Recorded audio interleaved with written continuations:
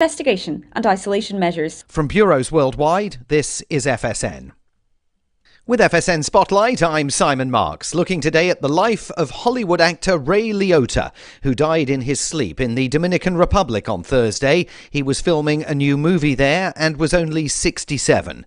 Ray Liotta's career started when he played a dead body on a soap opera. He's best known for roles in the baseball epic Field of Dreams and Goodfellas, Martin Scorsese's exploration of the mid-century mafia, in which he played real-life mob associate Henry Hill. He spoke about the role 3 years ago in an interview with GQ magazine. It was just really fun because there's something very energizing about playing pretend with people who really are in it. And, you don't realize the cameras or any of that stuff. You're just doing what you have to do. I mean, that's what it's all about. So it's great doing that. And then, working with Scorsese, it's, you could jump up to off a building and you knew he was going to catch you because he's just an unbelievable director. As a baby, Liotta was abandoned by his parents and raised first in an orphanage before he was adopted. In a wide array of roles, he starred alongside Brad Pitt, James Gandolfini and Jennifer Lopez. The actress Lorraine Bracco played his wife in Goodfellas and said yesterday she was utterly shattered to hear the news of his death.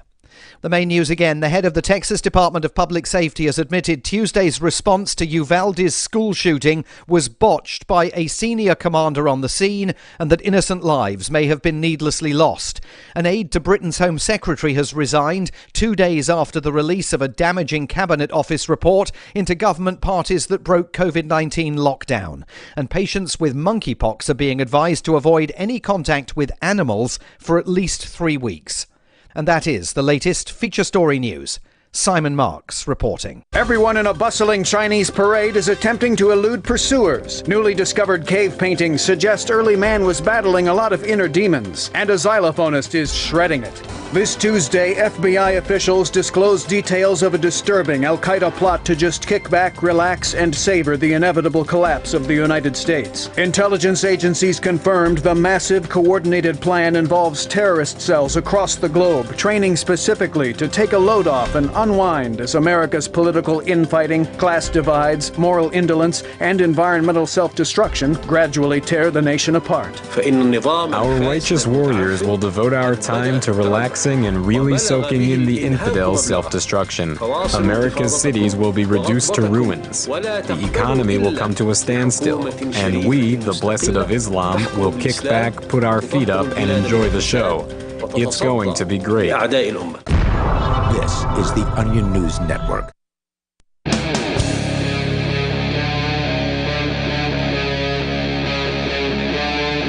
Free Talk Live. It's Free Talk Live. Welcome to the program. You're invited. As always, you can dial in here at 603-283-6160. That's 603-283-6160. Here tonight, you've got Ian. Nobody. And Chris. All right. You can bring up anything you want. That's the point of the show.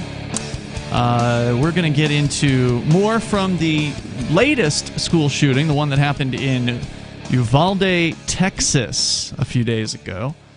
The update that I wanted to really cover here is the unsurprising news, at least to those of us who have been paying attention to the various different school shootings that have happened over the years, the unsurprising news that the police sat outside of this school for upwards of an hour, and then apparently, when they went into the school, sat outside of the room in question in which the shooter had been shooting at, I don't know, close to 24 children.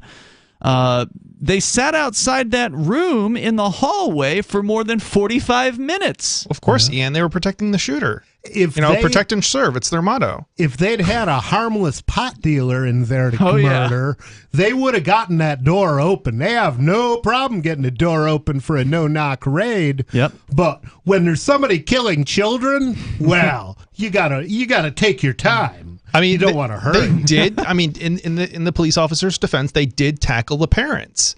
Yes, that were trying to. They found the courage to attack the parent. Right. The parents who desperately wanted to get in and help their own children were prohibited from doing so due to, I don't even know what the excuse is. Oh, we have to keep you safe from taking a risk and saving your kids. Right. Which, I mean, isn't that what people do? People take risks to save their children. That's all what a the good time. parent would do. Yeah, I mean, that's what I think a lot of parents would probably do. But the police said no, and I don't know if they charged these parents criminally after they tackled them. They didn't charge them criminally, but I know one was tased. Wow.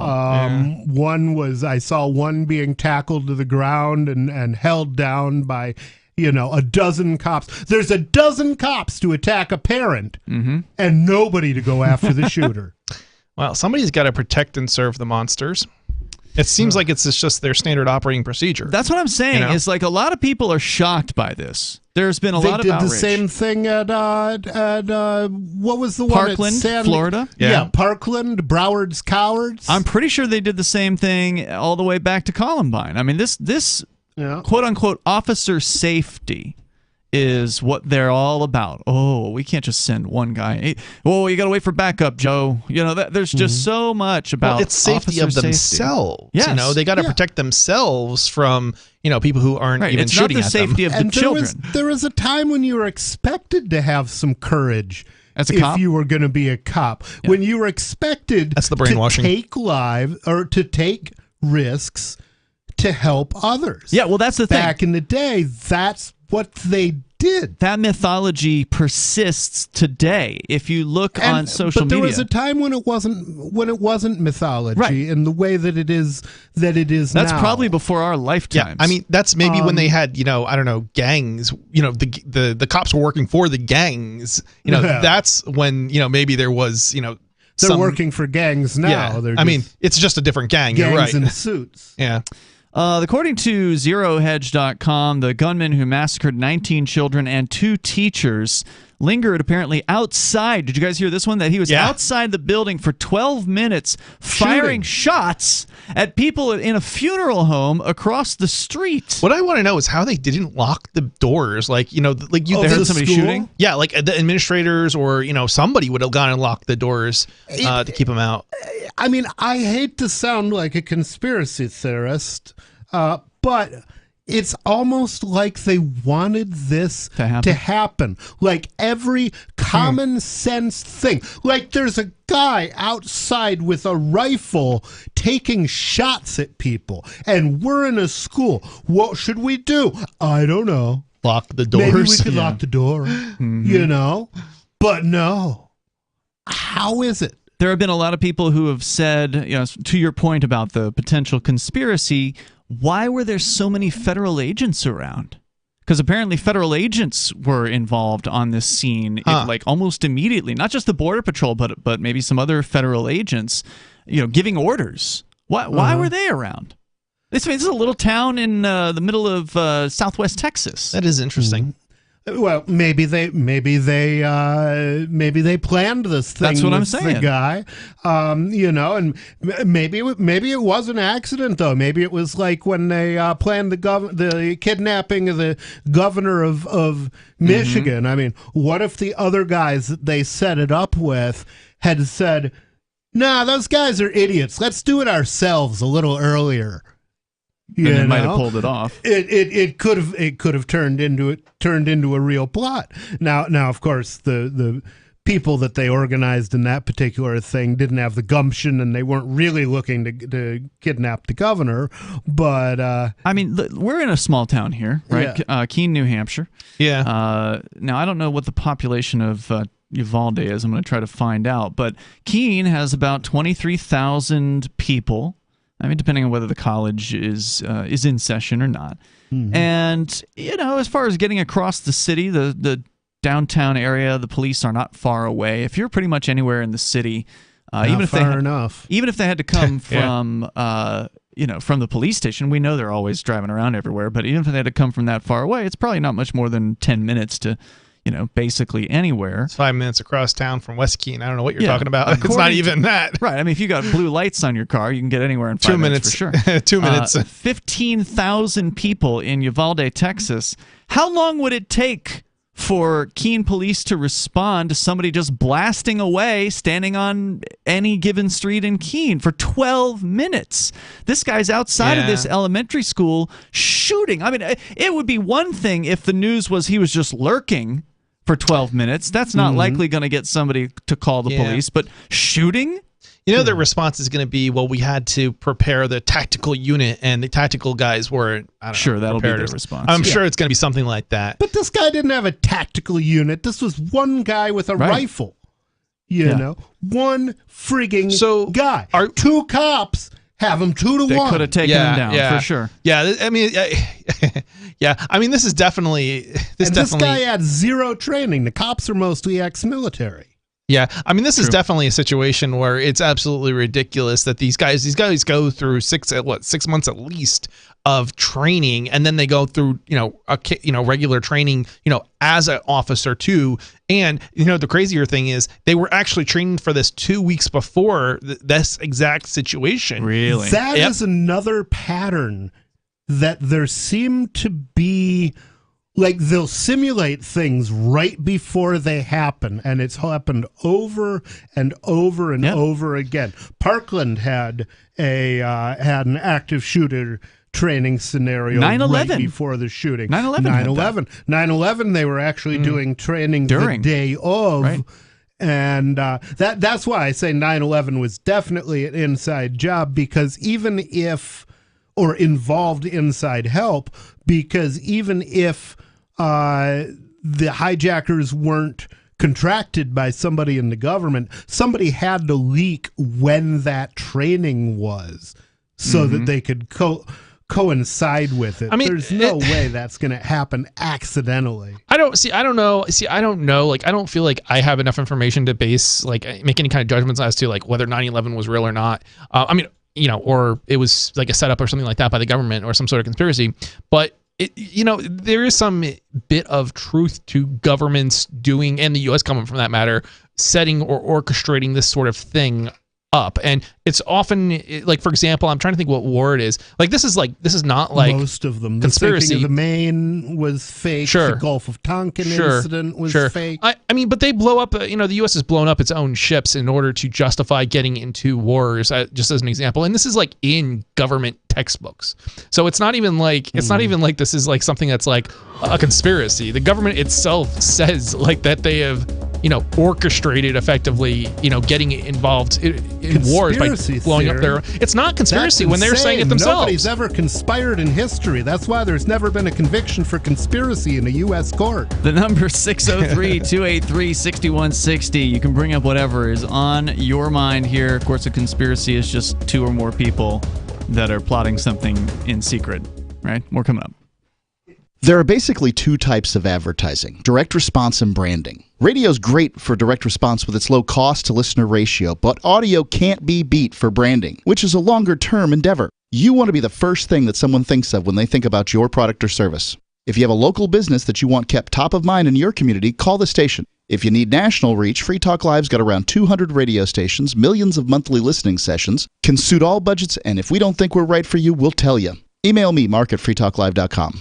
Brute force, intransigent defiance, adamantine will. These are the hallmarks of the AI tank. These gigantic machines have the firepower of an army, but they also have their own sense of honor and duty. When the world breakers arrive, battle will be joined, planets will shake, and war and peace will never be the same again. World Breakers. Stories from David Weber, Larry Correia, and more. Available August 3rd from BaneBooks.com. Looking for a great real estate investment? Consider New Hampshire, which is ground zero for the Liberty Movement. Your first call should be to Mark Worden from Porcupine Real Estate. He's more than just a real estate agent. He's your New Hampshire concierge. Where are the best places to live? Do you want farm, city, the burbs, or forest? Do you want a duplex or multifamily building so that renters pay your mortgage? There are homes in all price ranges in New Hampshire, and Mark can help with financing too. Invest in liberty and property. Mark Worden can help. PorcupineRealestate.com. Are you tired of governments murdering people around the world? stop using their money. There is an alternative. Bitcoin is a stateless, free market, non-political currency. Bitcoin cannot be inflated or controlled by any government. By using their money, you are helping the state. Stop doing it. You have an incredible alternative available now. Learn it, use it, spread it. Get started with Bitcoin at bitcoin.com. That's bitcoin.com. The Free State Project has reached its goal of 20,000 liberty lovers who've pledged to move to New Hampshire and get active to achieve liberty in our lifetime. Perhaps you're trying to figure out what part of New Hampshire should be your destination.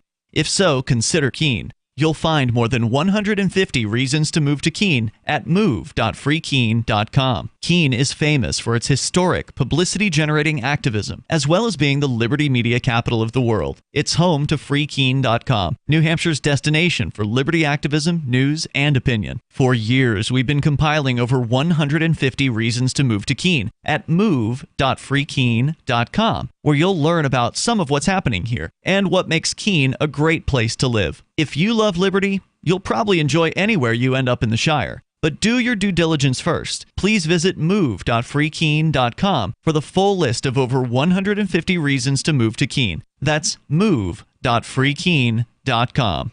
Tired of cancel culture? Sick of mega tech corporations holding an axe over your head? Join the LRN.FM Matrix chat server. It's self-hosted, so no one else can tell us what to do or say. Don't like the existing channels? You can make your own. You can even connect into some of our channels from other Matrix servers. It's federated. For the full LRN.FM Matrix experience, though, you should join our server via the step-by-step instructions at chat.lrn.fm. Chat.lrn.fm. So you've signed the Shire Society Declaration and are planning your move to New Hampshire to be around more liberty-oriented people. Next, sign up for the Shire Society Forum at forum.shiresociety.com. There are a bunch of people there who are already in the Shire, and they want to meet you. If you're already in the Shire physically, you should also come by the forums. Remember, not everyone uses Facebook. New people are signing up for the Shire Society Forum every month, so drop in and say hello at forum.shiresociety.com. Got Telegram? You can follow our channel there and discuss show prep with other listeners at telegram.freetalklive.com.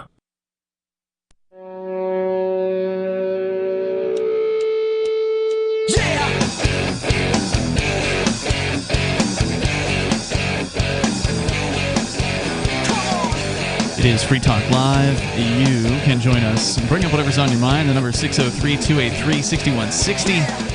That's 603-283-6160. By the way, I wanted to say thanks to Robert Womack III, who is a Free Talk Live supporter of our AMPS program over at amps.freetalklive.com, amps.freetalklive.com. Robert is contributing at least $5 a month. He's a silver level supporter. And you get some cool benefits for doing that over at amps.freetalklive.com. It helps us advertise, market, promote, and support Free Talk Live.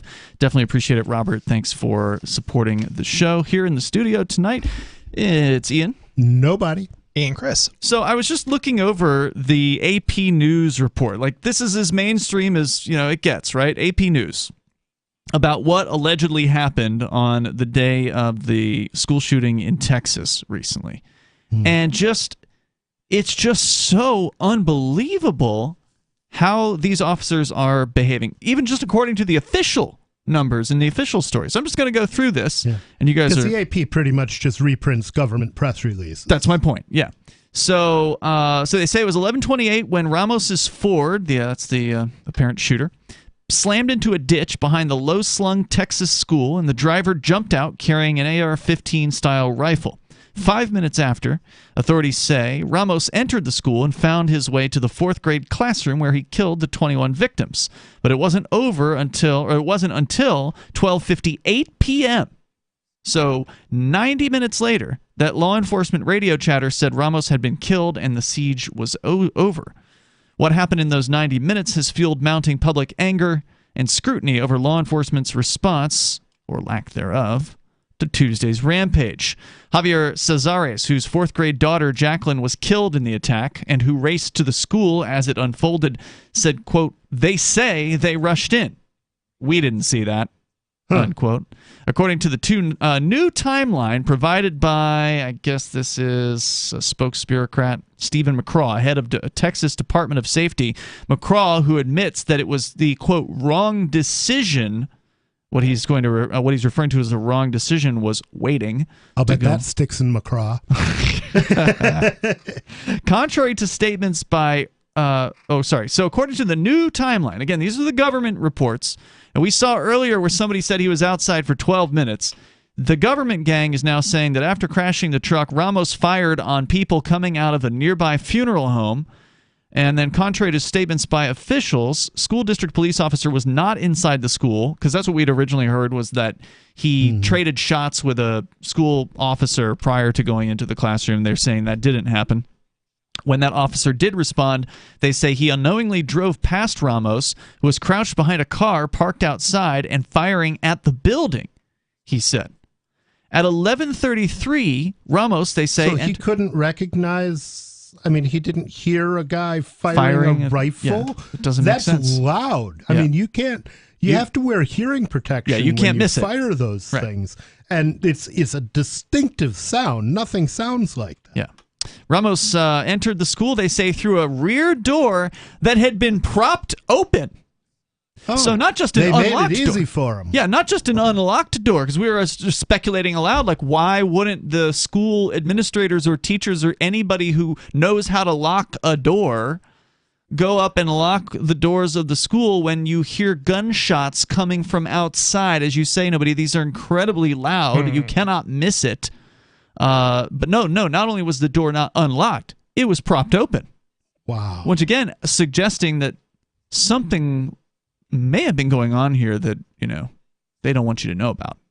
Yeah. Yeah, I mean, I was thinking earlier how most of these elementary schools, their office, is right near the entrance so that they can monitor who's coming and going, and all other doors are locked. So yeah, that's true. A lot of these are locked up like, a prison. Yeah, and you have to literally go in and get a prison pass to walk around in elementary school, pretty much all government schools these days are locked, they're locked down like 24/7.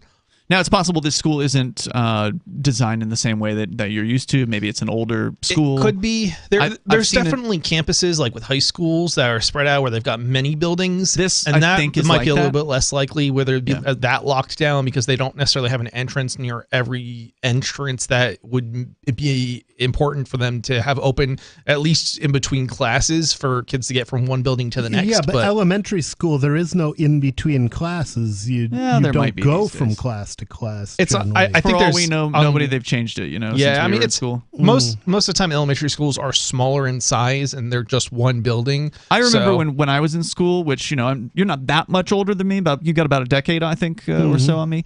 But when I was in elementary school, they did take us to a special teacher to go to Spanish class. Yeah, I mean, we had art class and we had a music class. So there was some traveling. But, it wasn't like high school where, every hour you were going from one class. I think certainly ultimately it comes down to is there's not likely to be multiple buildings in most elementary schools. Obviously, there are some super small schools where it might be you have to enter each individual classroom from the outside. Well, we don't need to speculate. There's a map of the school. I've seen it. There are multiple buildings. There are multiple buildings in this school. Interesting. So within 15, so they claim, or the police spokesperson did not even address why that door was propped open. Right.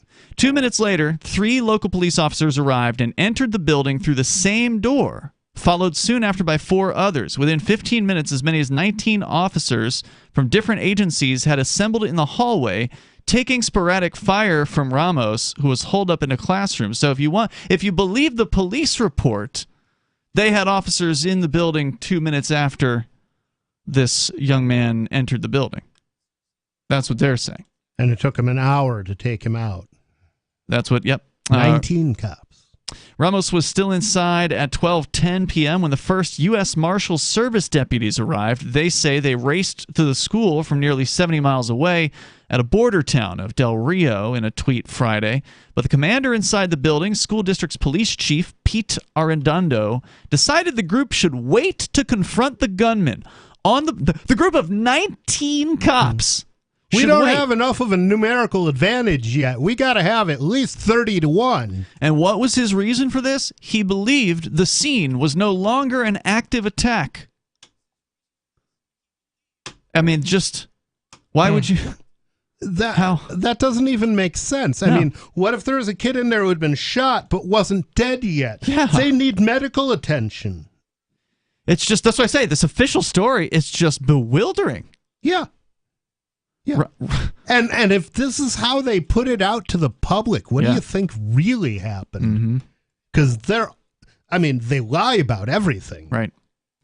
The commander inside the building, the crisis came to an end at 12:50 after officers, and then this part, after officers used keys from a janitor to open the classroom door, entered the room and shot and killed Ramos. 12:50. We're talking about, again, they say he entered at 11:33. So you're talking about almost an hour and 20 minutes after the shooter. I'll bet the janitor was having lunch. They didn't want to disturb him, union rules. Is this the one police department in the country that doesn't have a, handheld battering ram like every other police department does to knock in, as you pointed out earlier, the doors of marijuana dealers and people like that? Yeah, if they'd had a pot dealer to murder in there, they would have gotten that door open quick. Maybe that's where it was. Maybe there was the SWAT team was on the other side of town doing a pot raid at the time, so they didn't have access to it. Could be. They wouldn't want to disturb that. There's more coming up here at 603-283-6160. Free Talk Live's video archives have been on Library for years. Library is an uncensorable, decentralized, blockchain-based media sharing protocol, and we're big fans of it here on Free Talk Live. In 2020, Library launched Odyssey, a video sharing website to compete with YouTube, and it's really taking off, now with over 1 million channels, many of whom are disaffected YouTube creators. During YouTube's crackdown for not towing the government line on COVID, the Free Talk Live YouTube channel started receiving strikes and could be completely taken down at any moment. Thankfully, Odyssey started offering live streaming, so we're now streaming live every night and posting our video archives permanently to Odyssey. You can watch live or anytime on our Odyssey channel by visiting video.freetalklive.com. If you want to go all in, download the desktop app at lbry.com, and then every video archive you watch, you'll help seed and keep it online forever. At minimum, we ask you visit video.freetalklive.com and follow us on Odyssey today. video.freetalklive.com. From Feature Story News in Washington, I'm Simon Marks. If I thought it would help, I'd apologize. Stephen McCraw, the director of the Texas Department of Public Safety, at a news conference where he disclosed that law enforcement in the state completely botched their response to Tuesday's mass shooting at the Robb Elementary School in Uvalde. 19 children died, along with 2 teachers trying to protect them, according to Director McCraw, because the incident commander at the scene made the wrong decision. I wasn't there. A decision was made that this was a barricaded situation. There was time to retrieve the keys and wait for a tactical team with the equipment to go ahead and breach the door and take on the subject at that point. But there was not the time, and he disclosed that teachers and children trapped in classrooms made numerous 911 calls to police, begging them to come to their rescue. He conceded innocent lives may have been lost because of the disastrous response that unfolded at the scene. On retrospect, from where I'm sitting right now, clearly there was kids in the room. Clearly, they're at risk. And oh, by the way, even when you go back to shooting, there may be kids that are injured. They may have been shot but injured. And it's important for life-saving purposes to immediately get there and render aid. He said some, but not all, of the children and teachers who called the emergency services had survived the assault.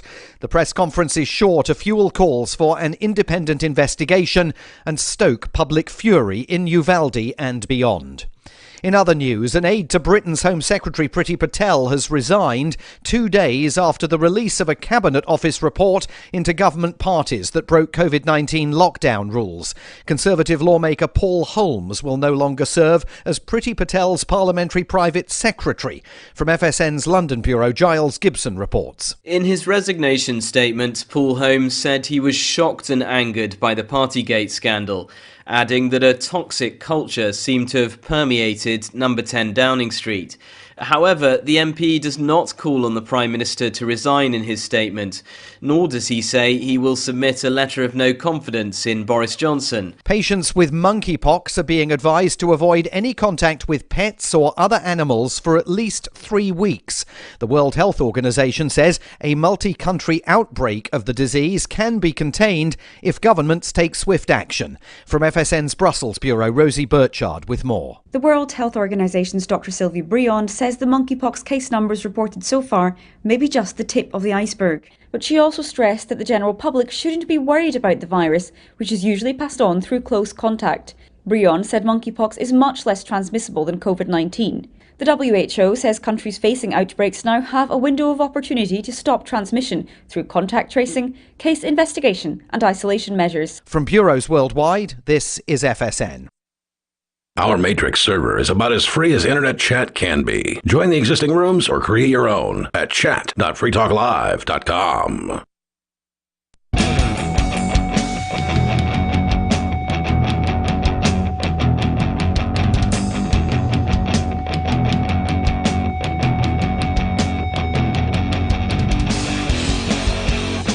Free Talk Live. You can join us here. The number is 603-283-6160. If you want to weigh in on the police and just the terrible job that they did when it comes to doing anything at all in the Uvalde, Texas elementary school shooting, and even according to their own admissions, they waited around until they could get I don't know, however many dozens of people they felt comfortable with before they actually went into the room that the shooter was in, because the supposed chief on scene decided that it wasn't an active shooter, so therefore they could just sit there. And as you pointed out, there could be somebody bleeding to death in there. There probably was. And they just sat outside for at least 40-something minutes while they were in the school hallways. I mean, how is there not somebody in there bleeding to death if somebody was shot? I mean... Yeah, I saw an interview with a cop where amazingly enough, the interviewer actually asked a good question, and these days mostly the media is just mouthpieces for the state. But the guy said, so we had the shooter trapped in this room, and the interviewer is like, wasn't he trapped in that room with children? And the cop literally didn't answer. He reiterated a bunch of stuff he'd already said, but he didn't say a word about whether or not they barricaded a gunman into a room with children. Yeah, I don't think they did the barricading. Supposedly the shooter had barricaded himself, but apparently these officers couldn't be bothered to break a door down. They waited until keys were fetched by a janitor and then unlocked the door before going in there. I mean, it's like, you got to be kidding me. Yeah. They have no problem breaking your door down. Or smashing in windows in the case here in the Free Talk Live studio. Driving a tank through. That was overwhelming force. Yeah, it was. I mean, there's one thing I have to say about police. They do seem to always want to use overwhelming. I mean, maybe it's not as overwhelming as, what happened here in the studio, but they do like to use overwhelming force. And, whenever there's an interaction with a cop, they do like to call backup. So, and then they end up with 4, 5, 6 cop cars in order to take down, generally it's peaceful people, but. We got to wait until we can get a nuke. Yeah. I mean, that's the insanity of it. It really is. Here's what some of the parents had to say outside of the. Again, lots of parents outside being held back, in many cases tackled. They weren't too afraid to go in.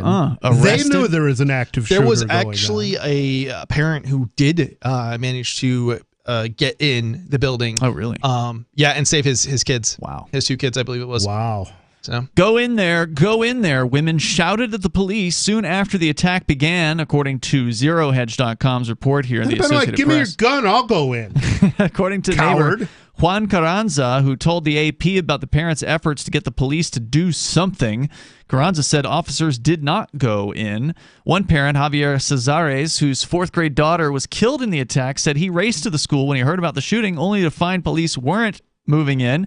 He said, quote, "Let's just rush in because the cops aren't doing anything like they're supposed to." He said more could have been done. There were 5 or 6 of us, fathers, hearing the gunshots, and police officers were telling us to move back. We didn't care about us. We wanted to storm the building. We were saying, let's go, because that's how worried we were, and we wanted to get our babies out. And, just thinking of the tactical reality, you've got 5 men. There's one guy with a rifle. Yep. If all 5 of you rush him, if you have the balls to do that, a couple of you are going to die.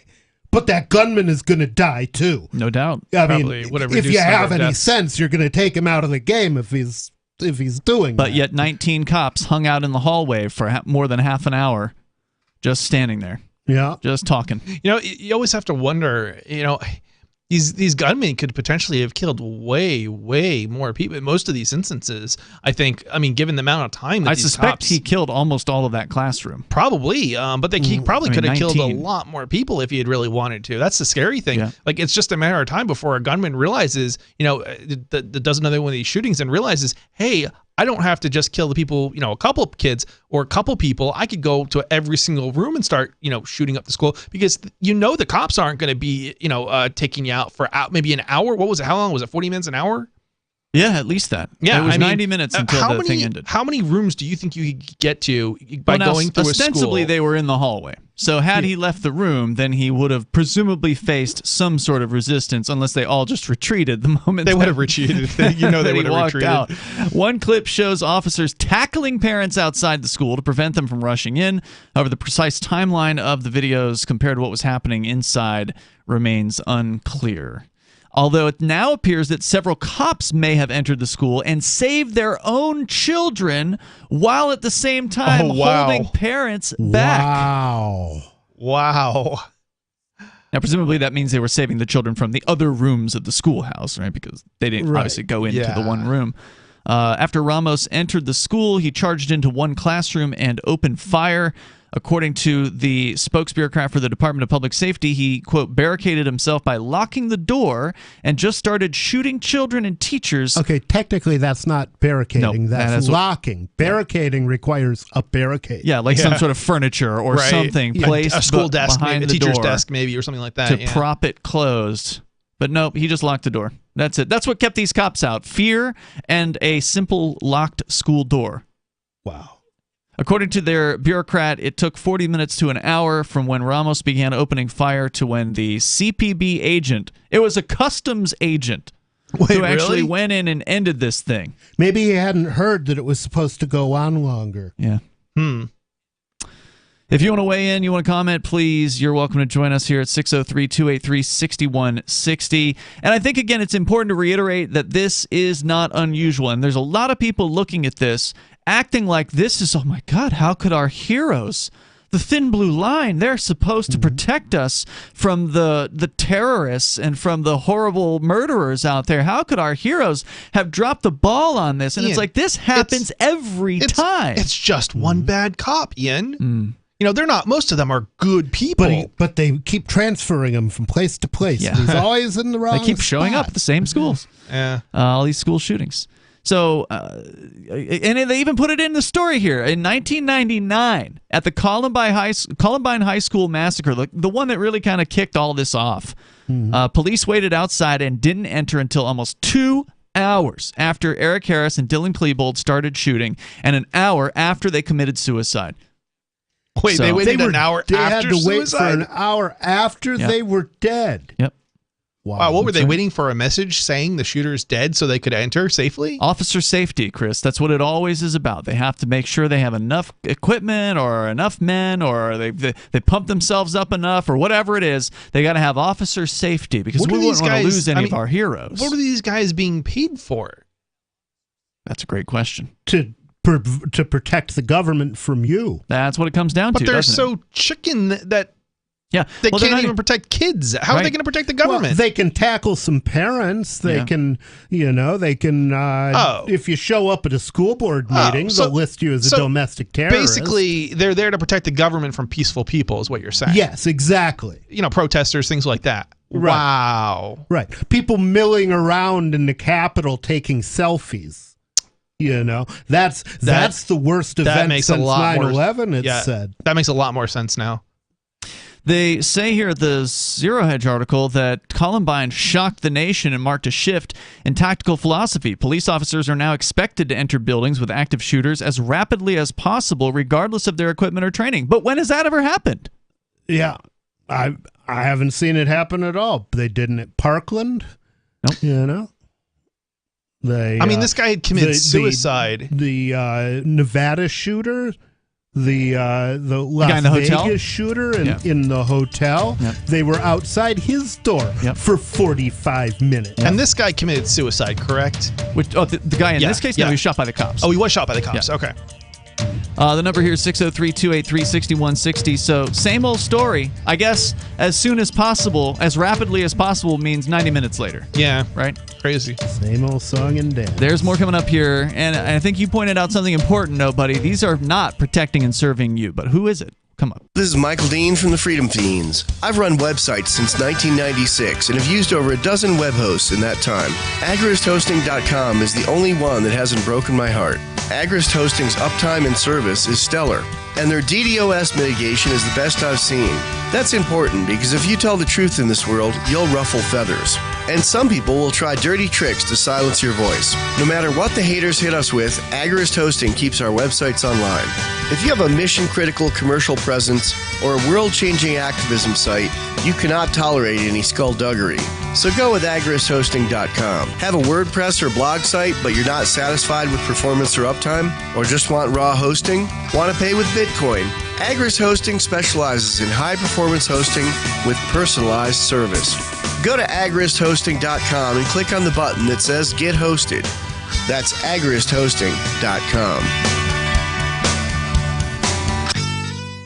The new 4th edition of Healing Our World, The Compassion of Libertarianism, will take your understanding of liberty to a deeper level and has over 1,300 updated references, new cartoons, and a foreword by Dr. Ron Paul. With discounts for multiple book purchases, the 4th edition of Healing Our World is a great gift for the liberals, pragmatists, environmentalists, and Christians in your life who think libertarianism is cold-hearted. Get yours today at healing.freetalklive.com and use promo code FTL for a $5 discount. If you want to know the latest about Free Talk Live before we go on the air, all you need to decide is how you want it delivered. It's your choice. Visit news.freetalklive.com to receive our usually weekly news updates by email. Plus, we have a Twitter account at twitter.freetalklive.com, and you can follow us on the decentralized Mastodon platform at toot.freetalklive.com. So please follow us at toot.freetalklive.com and sign up for our emails at news.freetalklive.com.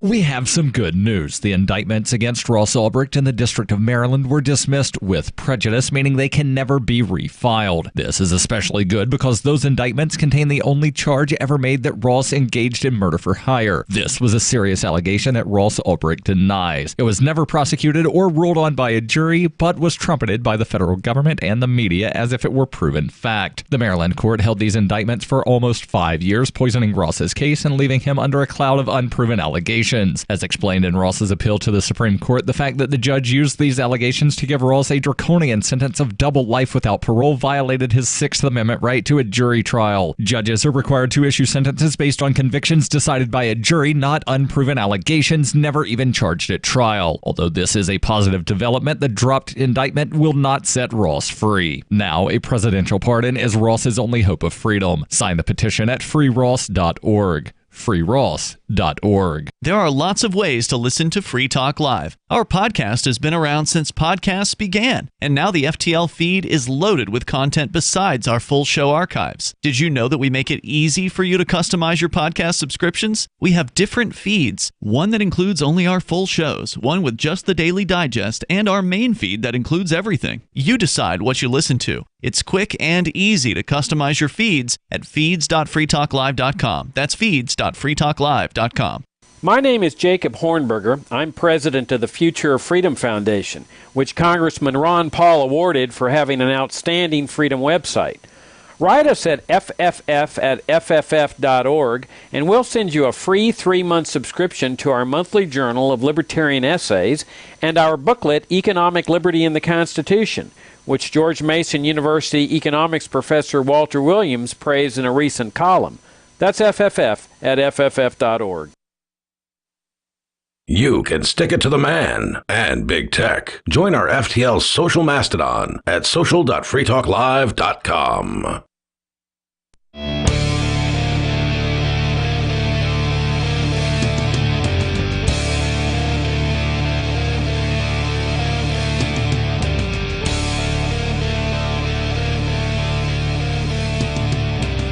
This is Free Talk Live. You can join us here. The number 603-283-6160. That's 603-283-6160. In the studio tonight, got Ian. Nobody. And Chris. We're talking about officer safety and how it is that dozens of cops did absolutely nothing.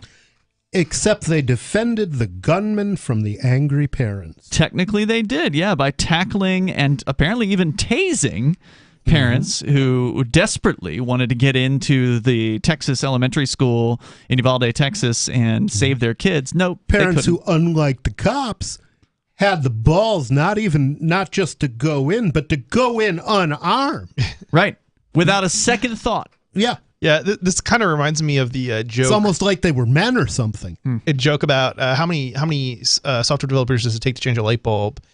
None. It's a hardware problem. Exactly. Except in this case, it's how many cops does it take to, save a kid? And in this case, well, none. It's going to be a parent.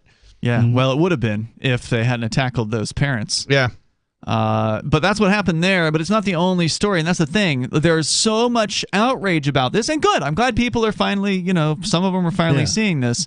But how many of the people who are outraged, and a lot of them are on the right. I saw one of these commentators, Matt Walsh, I believe is his name. He's one of the right-wing. Wait, they didn't come out and defend the cops? Oh, he's outraged. He thinks the cops are, terrible for what they did. Wow. But I don't think that a lot of the right-wingers understand the problem. And the problem isn't that, men aren't real men or anything like that anymore. The problem is bureaucrats have no responsibility to do anything. And as far as the police are concerned, it goes back for decades. This isn't some recent development. It's it's because, we're just babying children these days. And that's not necessarily, I'm not saying that's a good thing or anything. I'm not a favor. Well, there's some truth to that too, but yeah, there is. I'm not that's saying not what you're talking about. Right. I'm not saying that rounding off all the corners and not subjecting children to risk is a good thing. And that's certainly the direction society has been going. Well, they subjected these kids to risk. They sure did. If you want your kids to be safe, you shouldn't be sending them to government schools. Yeah, that's a fact. God, no. I don't know. When I think of advocating to subjecting kids to a little bit of risk, I don't think I meant that far. Yeah. Let's not end up with dead kids. Right. Yeah, let them play in the mud or something, but don't let them go to a government school. But this goes back to it goes back for decades. There was the case in 1975. And this is the big case. If you search the internet for no obligation to protect, you will come up with Warren versus District of Columbia. That's been ruled repeatedly, though, if I recall, over the years. It's not like one case. But that's I'm just saying it started it. It goes way back. Yeah. It might not have even been the first case. Is this the first president or precedent? I don't know. It's certainly the one that's cited the most often. So it may be, but it goes back to 1975. And certainly in 1975, you didn't have the rounded off corners and the over-babying of children like you do today. Sure. You had quote-unquote men back then, right? Well, in 1975, 2 men broke down the back door. This is a summary from fee.org of this particular case. 2 men broke down the back door of a 3-story home in Washington, D.C., shared by 3 women and a child. On the second floor, 1 woman was sexually attacked. Her housemates on the 3rd floor heard her screams and called police. The woman's first call to police in D.C. got assigned a low priority, so the responding officers arrived at the house, got no answer on their knocks to the door, because, the rapists who were there didn't want to go and answer the door when the police were knocking on it. How rude. They did a quick check around the property and left. When the women frantically called the police a second time, the dispatcher promised help would come. But this time, no officers were even dispatched. The attackers kidnapped, robbed, raped, and beat all 3 women over a period of 14 hours. When these women later sued the city and the police for negligently failing to protect them or even to answer their second call, the court held that government had no duty to respond to their call or to protect them. Case dismissed. Again, why do we have taxes? Why are they stealing money from me if they have no obligation to protect me or anybody else? They're stealing it because you wouldn't pay willingly for a service that they have no intention of providing. Right. Because they That's can. why they have to steal it. Because they literally have a gun to your head. That's why you pay, right? Yeah. I mean, hey, if Walmart could force you to buy products you don't want, they'd do it. Nobody gave that particular corporation a license to kill and a license to steal. Right. If any of these parents who got tackled when they were trying to save their own children from this madman, if they decide, well, I don't like how the Uvalde Police Department handled this situation, and so I'm not going to pay property taxes anymore, guess who's going to show up at their front door? Mm-hmm. And they're not going to ask for the key first before they come in. Yeah, they're going to kick that right in. Yep. Nope, they're going to kidnap you, throw you in a cage. Yeah, if you don't leave. I mean, they'll threaten you first. They'll say, look, you don't own this house anymore. They'll probably seize your bank account and, funds in it. And they'll just seize the house. Yeah, they'll seize the house, and they'll send you a note saying, nope, you don't own this anymore. You need to get out. If you owe more than that, they might, and you refuse to pay, or if you have it in crypto and you refuse to pay, they might actually throw you in a cage in order to get you to pay up.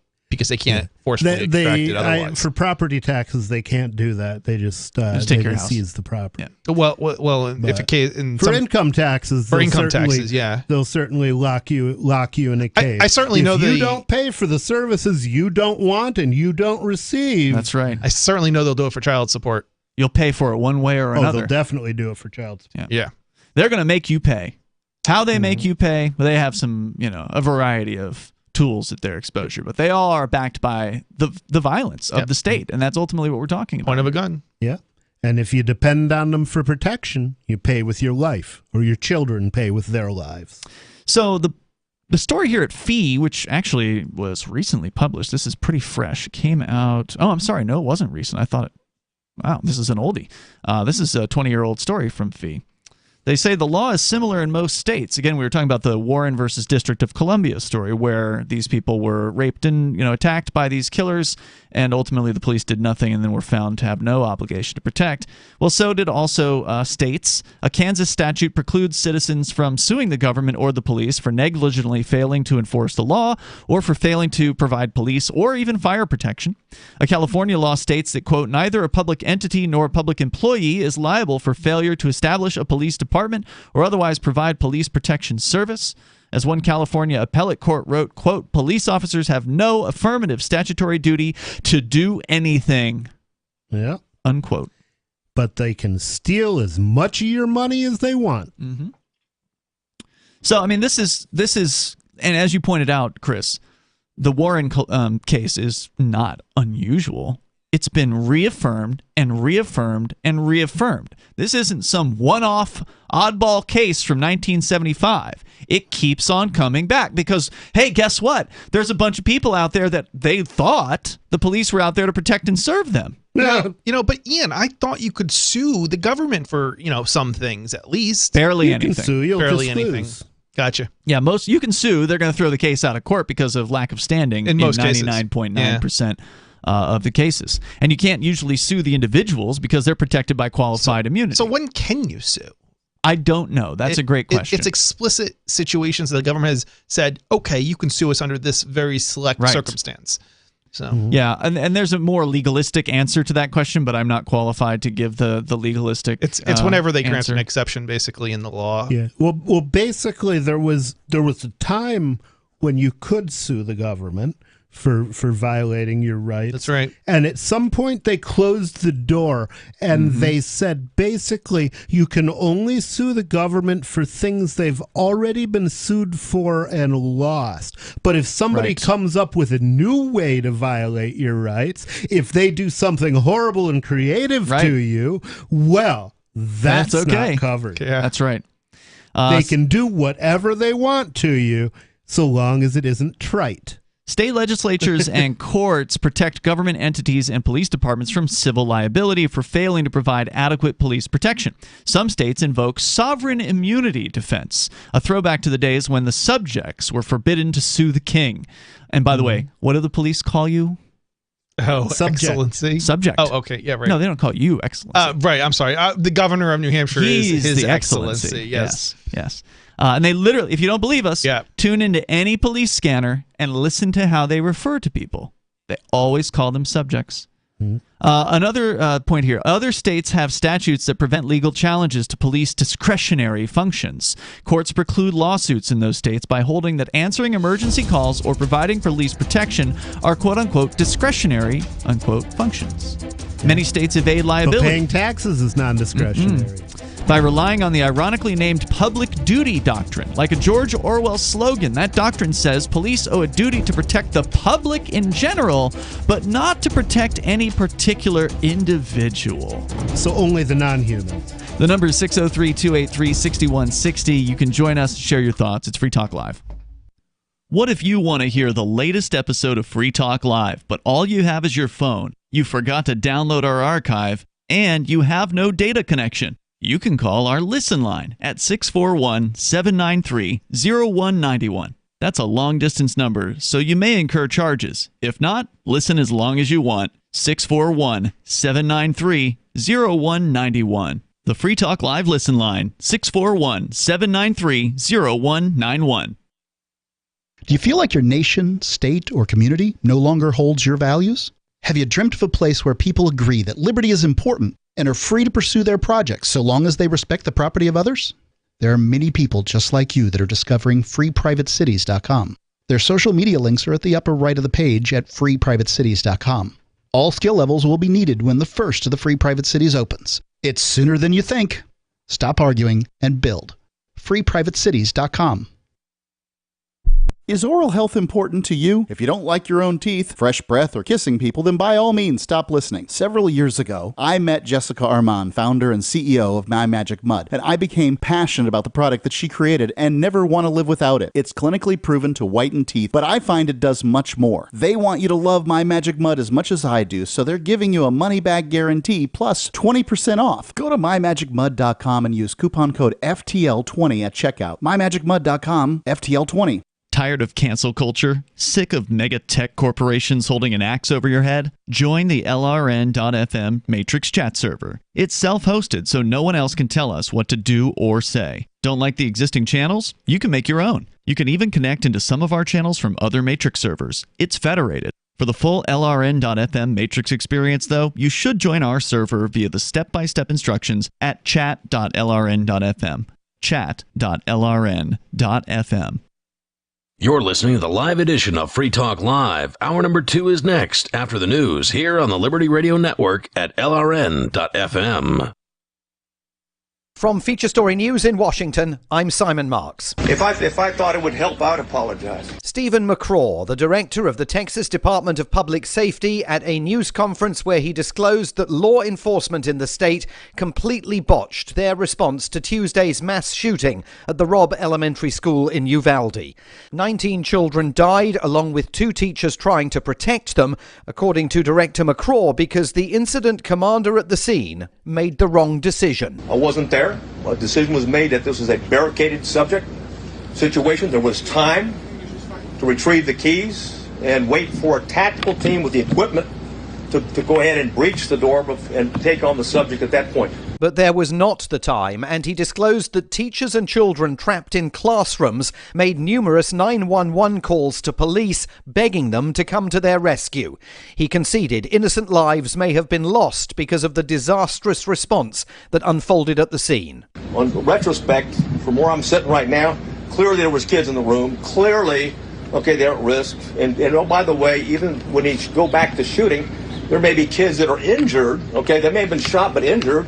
And it's important for life-saving purposes to immediately get there and render aid. He said some, but not all, of the children and teachers who called the emergency services had survived the assault.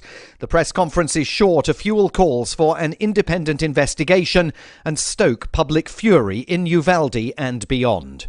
In other news, an aide to Britain's Home Secretary Priti Patel has resigned 2 days after the release of a Cabinet Office report into government parties that broke COVID-19 lockdown rules. Conservative lawmaker Paul Holmes will no longer serve as Priti Patel's Parliamentary Private Secretary. From FSN's London bureau, Giles Gibson reports. In his resignation statement, Paul Holmes said he was shocked and angered by the Partygate scandal, adding that a toxic culture seemed to have permeated number 10 Downing Street. However, the MP does not call on the Prime Minister to resign in his statement, nor does he say he will submit a letter of no confidence in Boris Johnson. Patients with monkeypox are being advised to avoid any contact with pets or other animals for at least 3 weeks. The World Health Organization says a multi-country outbreak of the disease can be contained if governments take swift action. From FSN's Brussels bureau, Rosie Burchard with more. The World Health Organization's Dr. Sylvie Briand says the monkeypox case numbers reported so far may be just the tip of the iceberg. But she also stressed that the general public shouldn't be worried about the virus, which is usually passed on through close contact. Briand said monkeypox is much less transmissible than COVID-19. The WHO says countries facing outbreaks now have a window of opportunity to stop transmission through contact tracing, case investigation and isolation measures. From bureaus worldwide, this is FSN. With FSN Spotlight, I'm Simon Marks, looking today at the life of Hollywood actor Ray Liotta, who died in his sleep in the Dominican Republic on Thursday. He was filming a new movie there and was only 67. Ray Liotta's career started when he played a dead body on a soap opera. He's best known for roles in the baseball epic Field of Dreams and Goodfellas, Martin Scorsese's exploration of the mid-century mafia, in which he played real-life mob associate Henry Hill. He spoke about the role 3 years ago in an interview with GQ magazine. It was just really fun because there's something very energizing about playing pretend with people who really are in it. And, you don't realize the cameras or any of that stuff. You're just doing what you have to do. I mean, that's what it's all about. So it's great doing that. And then, working with Scorsese, you could jump up to off a building and you knew he was going to catch you because he's just an unbelievable director. As a baby, Liotta was abandoned by his parents and raised first in an orphanage before he was adopted. In a wide array of roles, he starred alongside Brad Pitt, James Gandolfini and Jennifer Lopez. The actress Lorraine Bracco played his wife in Goodfellas and said yesterday she was utterly shattered to hear the news of his death. The main news again. The head of the Texas Department of Public Safety has admitted Tuesday's response to Uvalde's school shooting was botched by a senior commander on the scene and that innocent lives may have been needlessly lost. An aide to Britain's Home Secretary has resigned 2 days after the release of a damaging Cabinet Office report into government parties that broke COVID-19 lockdown. And patients with monkeypox are being advised to avoid any contact with animals for at least 3 weeks. And that is the latest feature story news. Simon Marks reporting. This week, badly shaken researchers reported observing an osprey stalking, killing, and devouring an adult male lion in what is being called a massive food chain shakeup. Confirmation of the 3-pound marine bird consuming the 400-pound feline has biologists scrambling to determine the new predator-prey connections between the planet's billions of organisms. We seem to be experiencing some sort of cross-species dietary free-for-all. Scientists say that the killing of the healthy, full-grown lion by a typical osprey specimen has lent credibility to recent reports of a deer seen grazing on a nest of squirrels in Wisconsin, as well as a claim made by a group of Japanese fishermen who say they witnessed 300 million krill devouring a 40-ton humpback whale. In other news, NASA acquires the moon for an upcoming Kennedy Space Center exhibit. A radio DJ invites the whole town to some bullshit, and assuming the many universes theory of quantum mechanics is accurate, the review you've just seen will remain relevant in another reality for all eternity. For more, visit theonion.com/newsbeat.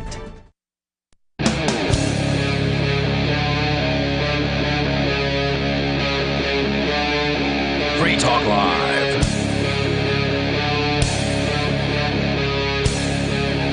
This is Free Talk Live. You can join us here. The number 603-283-6160. We're talking about the fact, and it is a proven fact, long-standing in the U.S. government gang's court system, that the police and other government agencies have no obligation to provide you with any of their so-called services. They certainly do not have to protect you in any way, shape, or form. But you have to pay for the services you don't receive. That's right. Yeah, and that includes the poor folks down there in Texas who are mourning the loss of, I think 19 is the number now, children, elementary school children, that they were prohibited from going into that school building. They were tackled and tased for trying to go and simply rescue or attempt to rescue their kids. And they likely would have been successful, as you pointed out in the last hour, Nobody. If a handful of guys rushed this kid, this 18-year-old who was doing the shooting, it would have been over. And again, I think it's important to point out that there were apparently police officers who rescued their own kids. Yes. And there was at least apparently one parent who was able to rescue their kids by sneaking around the cops. Mm-hmm. So the cops the cops were there diligently protecting the gunman from the parent. Right. Waiting for approximately 90 minutes. About 45 of those minutes, they were inside the school hallways just waiting. And, of course, the Democrat solution is make sure those parents don't have guns so they can't shoot the cops and then go in and shoot the gunman. I have to wonder how many of those parents who attempted to save their kids are they're blaming themselves now for not having done more. Well, what more could they have done? I mean, I don't know, but if they'd had guns, they could have shot the cops and then shot the gunman. Now, I'm always a person who speaks against violence here on the show, but in that case, wouldn't they have been justified in that the police were effectively ensuring their children were being killed? They were using violence to stop the parents from going to save their own kid. Yes. Yeah, the police were on the wrong side of history. They were protecting the gunman from the parents. Let's go to Steven. He's in Georgia. You're on Free Talk Live, Steven. Hey, y'all, thank you for letting me on. Sure. I want to just point something out. Y'all have failed to report one very key part of this story that I think needs to be addressed. The two officers did go in. They did go in. And they got their kids and they left. Yeah, well, no, we did mention that. At least one of those officers, yeah. Oh, you did mention it? Yeah, we did. So here's my question. If you go in and get your kid, why don't you get the entire class? Well, they didn't go into that room, I suspect, because otherwise they would have had a shootout on their hands. So there was more than one classroom. Still, what I'm saying is they went into a classroom, got a child, they walked out. Why did they not evacuate that one child's entire class at that one time? That's a very good question. That is a good question. Yeah. Anything else you want to share, Stephen? How is it that the perimeter they made was not able to be breached except for by the officer's wife to pick up the officer's kid? Well, I mean, that's obvious. She's the officer's wife. So she's got the special blue flag or whatever. She's got the officer's privilege. She took all those beatings for a reason. Oh, wow. So nobody is referencing the fact that a large percentage of domestic violence, 40%. Yeah, 40% four of times more than the general public. Spouses of police officers beat their wives. The police flag is black and blue, just like 40% of their wives. I mean, that makes sense. If you're going to beat up on civilians, you got to practice somewhere, right? Yeah. Thanks for the call, Stephen. The number here is 603-283-6160. We're sharing a story here from Foundation for Economic Education that summarizes what we've been saying for years, which is that the police have no obligation to protect you. And again, don't take our word for it. Do your own research. Search online for no obligation to protect, and you will find case after case. Yep. According to FEE, Massachusetts, so it's not just at the U.S. level, it's also at the state level.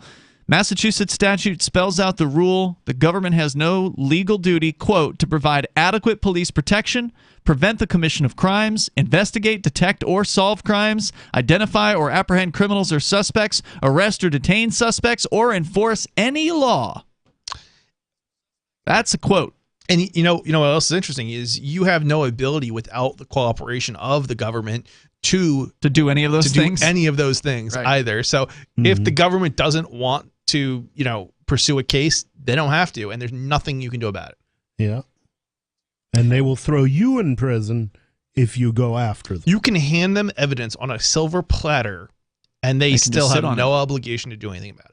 James Davidson had been abusing and harassing his wife, Catherine Ford, after their separation. Catherine got a court order against James to stop his misconduct.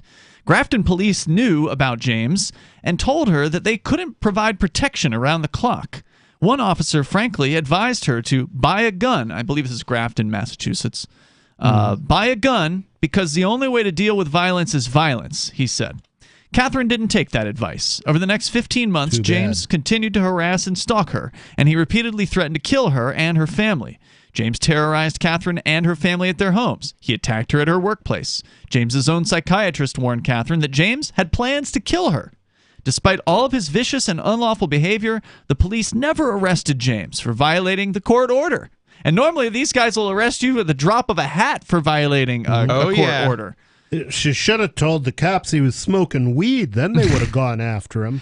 James issued his final death threat on January 16th, 1986. Catherine reported the threat to the police. At about 6 o'clock the next evening, James started kicking down her back door.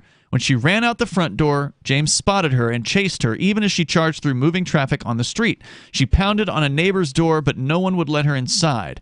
As she ran to the next house, James caught her. How could somebody see that and not help? Oh, maybe they just saw somebody pounding on the door, not necessarily the person who was chasing them. Maybe they weren't home. Yeah. As she ran to the next house, James caught her and shot her 3 times in the face and neck, then shot himself. Miraculously, she survived but was totally paralyzed for life. She then sued the town of Grafton for failing to protect her. Her lawyers argued the police owed a legal duty to stop James, and thus, because after all, there was a court order on him, right? Which would have been an unusual circumstance as far as the police are concerned.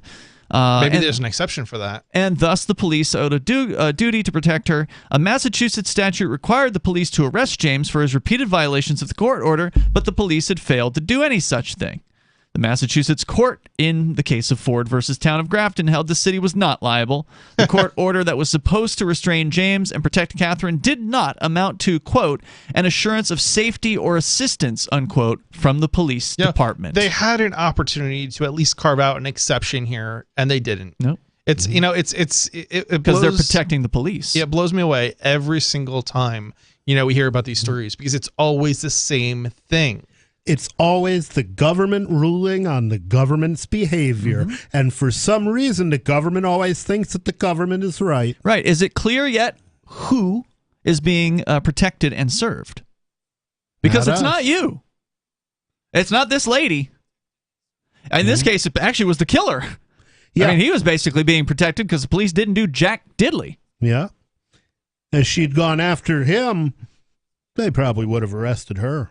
According to the court, when police advised Catherine to get a gun for protection, that was a warning to her. The police were unable to assure her safety or protect her. Because she got no assurances of safety from the police, she had no legal right to rely on the police to protect her. Case dismissed. You know the funny thing about that story is the cops were right when they told her to get a gun. Sure. Yeah. Somebody actually told her the truth. Yeah. Get a gun and defend yourself because we don't care. Of course, how easy is it to get a gun in Massachusetts? Yeah. Yeah, that's a good question. Now, maybe it was a little easier in 1986 than it is today, but it's hard as hell today. I think it was actually harder. The gun control, there's less gun control today than there was. Really? Yeah, actually, because a lot of states have instituted constitutional carry. Not Massachusetts. Yeah, not my ass, not Massachusetts. I mean, remember when you went down, when you were legally able to carry a gun and you had a revolver in Massachusetts? Remember that? Yeah. They took that from you and charged you with a felony. Yeah, it's true. Yeah, I know New York, it's almost impossible. And it was a legally owned gun on your part. Oh, yeah. It's just you're from New Hampshire, and the rules are a lot stricter in places like Massachusetts. You just can't just walk in and get a gun in a place like Massachusetts. So she would have had to have just left. But anyway, more coming up. There are basically 2 types of advertising, direct response and branding. Radio's great for direct response with its low cost to listener ratio, but audio can't be beat for branding, which is a longer term endeavor. You want to be the first thing that someone thinks of when they think about your product or service.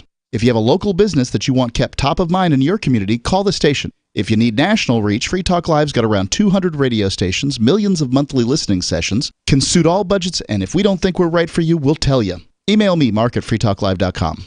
When Monster Hunter International discovers one of Isaac Newton's wardstones being auctioned off, they decide to steal it and use it to destroy the Chaos God once and for all. But a mysterious thief upends their plan, and it soon becomes a race against time as something much older and infinitely more evil awakens in the jungles of South America. Monster Hunter Bloodlines by New York Times bestselling author Larry Correia and Baen Books. Visit monsterhunternation.com for more. Looking for a great real estate investment? Consider New Hampshire, which is ground zero for the Liberty Movement. Your first call should be to Mark Worden from Porcupine Real Estate. He's more than just a real estate agent. He's your New Hampshire concierge. Where are the best places to live? Do you want farm, city, the burbs, or forest? Do you want a duplex or multifamily building so that renters pay your mortgage? There are homes in all price ranges in New Hampshire, and Mark can help with financing too. Invest in liberty and property. Mark Worden can help. PorcupineRealEstate.com.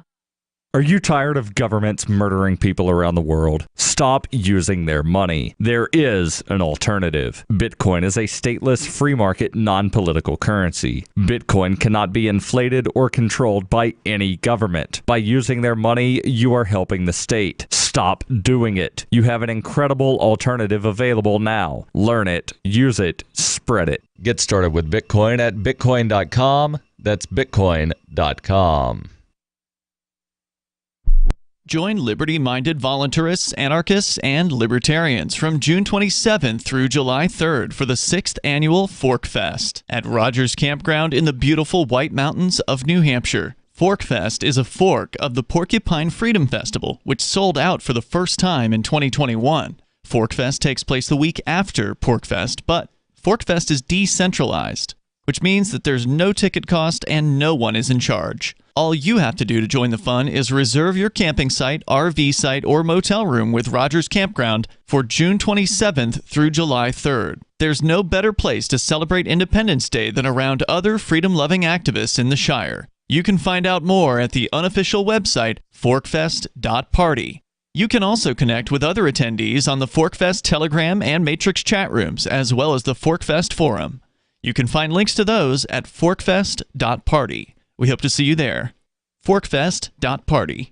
If you want to know the latest about Free Talk Live before we go on the air, all you need to decide is how you want it delivered. It's your choice. Visit news.freetalklive.com to receive our usually weekly news updates by email. Plus, we have a Twitter account at twitter.freetalklive.com, and you can follow us on the decentralized Mastodon platform at toot.freetalklive.com. So please follow us at toot.freetalklive.com and sign up for our emails at news.freetalklive.com. So you've signed the Shire Society Declaration and are planning your move to New Hampshire to be around more liberty-oriented people. Next, sign up for the Shire Society Forum at forum.shiresociety.com. There are a bunch of people there who are already in the Shire, and they want to meet you. If you're already in the Shire physically, you should also come by the forums. Remember, not everyone uses Facebook. New people are signing up for the Shire Society Forum every month, so drop in and say hello at forum.shiresociety.com. Don't miss a moment of Free Talk Live. Get our archives daily via our podcast at feeds.freetalklive.com.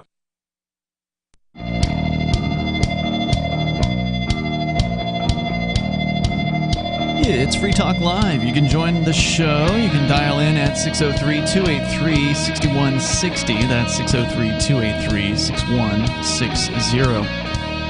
And we're talking about the situation that, of course, recently developed in Texas where parents were prohibited from trying to go and rescue their children, being forced to rely on the so-called protection of the government. Those kids were slaughtered for 90 minutes until the police finally, in one case of a Customs and Border Patrol agent and his men, apparently went in there and took the guy out after the cops waited in the hallway for 45 minutes before doing anything at all. If you want to comment on that, you're welcome to join us. Also, you know what? I like a good snack from time to time. I think a lot of people do. And we are happy to bring on a new sponsor here, Truth Smacks. Suzanne, who's a former English teacher and a longtime truth seeker, started her own trail mix brand. She makes it, bags it, and seals it herself in a commercial kitchen in Naples, Florida. She calls it Truth Smacks because there's a heavy dose of truth on the back of every bag. So this is not only a tasty snack, but it's also an outreach project because anybody, you buy a bunch of bags of Truth Smacks and give them away, and then hopefully they're going to read the awesome liberty-oriented, freedom-oriented quotes that are on the back sides of the bags. The flavors are just the standard original flavor or the peppermint infused version, and you can get them in 2 different sizes. Did you have some of those when we had them earlier in the studio? Nobody? Yeah. I think I did. Yeah. It's really excellent stuff. They're made with raw, unadulterated ingredients, no artificial crap, food as nature intended. I really love the Truth Smacks. You can go to truthsmacks.com/shop and spread the truth one delicious morsel at a time. It's truthsmacks.com/shop. So we are talking about the truth tonight when it comes to the police. And the truth is, the police are under no obligation to protect you. And they never have been, at least not in our lifetimes.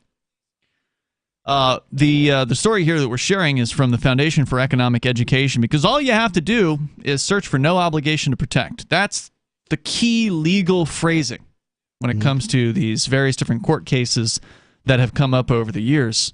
And they gave us the example of the District of Columbia case. What was it? Warren, I think it was. Warren versus District of Columbia, where women were being raped and attacked in a home, and the police did nothing about it. And the women sued, and the courts said, no, we don't owe you anything. We don't have to do anything to protect you. And then another example in Massachusetts, where a woman was being threatened by a man, threatening her life on multiple occasions. Even though there was a police court order against him, she was murdered. Or, sorry, not murdered. She was crippled for life by this man in an attempted murder. Wherein he took his own life, and then she sued after that. Which is worse. I would much rather be dead than spend the rest of my life lying in a bed. And then she sued after being crippled for life, and the court clearly said that the government had no obligation to stop him. She should have done something herself, the government told her. When she was done paying her taxes. Yeah. The 2 cases are not legal oddities, though. A general rule of law in the United States is that government owes a duty to protect the public in general, but owes no legal duty to protect any particular person from criminal attack. Well, how can you protect the public without protecting any of the people? Yeah, that's what I was going to make up the public. Right, like, what does that actually mean? Because when it comes down to it... It means nothing. Yeah. I think I know what they mean. I think what they're trying to say here is the tickets that they issue, for minor violations, that's the job of the police. That's how they supposedly protect you. Yeah, that's fundraising. It's by effectively punishing people. Somehow that's protecting you. Yeah, but that's fundraising. We know what that really is. Sure, it is fundraising, but that's what they consider protection. And when it comes to the public, I have advocated for years that is simply code for government. Whenever you hear people in the state, people, whether they be state reps or city councilors or police chiefs or whatever, whenever you hear them talking about the public this, the public that, just in your mind substitute the government for the words the public, and the things they're saying will start to make sense, because they obviously have no obligation to protect you. And if they don't have an obligation to protect you as an individual, they certainly don't have a room to protect the 4 or the 3 of us as individuals. So at what point do individuals become the public? And the answer is they don't. Because if there was when they get elected to office. Well, what do you mean? Well, when they become politicians. Oh, yeah, no, I see. Then they become part of the protected class. Correct. Right, and that's ultimately who the police are there to protect. They're there to protect the politicians. They're there to protect the elites. It's interesting how they target, I don't mean that when I say the public right now, I don't mean the government. I mean like us. They target us. With all sorts of penalties for all sorts of ridiculous things. Half the time you're not even violating whatever it is, rule or whatever. They're literally targeting you. They're targeting me. They're targeting you. And they're protecting themselves. Yes. And they're taking money from you. They're protecting their revenue. To pocket themselves. They're protecting their system. And they will probably respond to calls to protect politicians' homes. Yeah, and the other thing to Well, point they out, definitely responded to Sununu. Governor Sununu in New Hampshire. They don't even just fine you and tax you to death. They even will steal from you outright with civil asset forfeiture. Sure. So, and boy, did they respond to Sununu. They didn't just send 1 or 2 cops. They literally sent dozens of police to his home. Oh, yeah. And it didn't matter, and it won't matter, the fact that every single one of the New Hampshire 9, or sorry, the Newfields 9, the people that, 8 out of the 9 that have gone to trial for quote-unquote picketing outside of Sununu's house, they were ticketed for this, and there was 1 arrest. The guy that got arrested, all charges were found not guilty. And 8 out of the 9 who just received the picketing ticket, again, all of them were found not guilty. Only 1 has not yet gone to trial, and so there's no reason why he won't also be found not guilty. But those people were barred from going to his house under bail conditions. So and their rights were restricted thereafter. Correct. They were even though they weren't convicted. That's right. And they won't get any kind of compensation for that. I guarantee you. Sununu will not have to pay them. The state will certainly not have to pay them. So at what point does a group of people become the quote-unquote public that the government has a supposed duty to protect them from things like this? The answer is, unless they work for the government, they never do. And here's more proof. If there was some sort of horrific attack on a city of, 1 million people or more, right? Let's say there's a suitcase nuke that gets set off in New York City. Well, New York City. Do the family members of the people who died in the suitcase nuke have the ability to sue and claim any kind of restitution from the government for not protecting New York City? Of course not. They're going to have the same exact excuse. Yep. Even though they're supposedly there to protect the public. They have no such duty. And remember, the definition of a citizen is, do you guys know? A person who owes a duty of allegiance, or a responsibility for allegiance for in response to a duty to protect. That's correct. But they don't have a duty to protect you. And so you don't have any responsibility to hold any allegiance for the monsters who run the system. Which is more evidence that you're not a citizen. You are a subject, which is what they've been saying all along. That's the term they use for you. So believe them. The number is 603-283-6160. You can join us. You can take control of the airwaves here on Free Talk Live. A congressman recently revealed that legislation totaling 2,900 pages and involving more than $1 trillion was available to members of Congress for less than 48 hours to study and consider. That's over 60 pages of legislation per hour. Do you think anyone read the entire bill? I'm Jim Babka with DownsizeDC.org. Consider a proposal buried in a 3,200-page, $388 billion bill, which would have empowered committee chairmen or their agents to examine Americans' tax returns. When this horrible provision came to light, no one claimed to know how it got into the bill. One congressman questioned said, "I didn't write it, I didn't approve it, I wasn't even consulted." If your attorney represented you this way, he might be disbarred. But this is how Congress represents you every day. That's why DownsizeDC.org has created the Read the Bills Act. You can force Congress to read their bills before they pass them at DownsizeDC.org.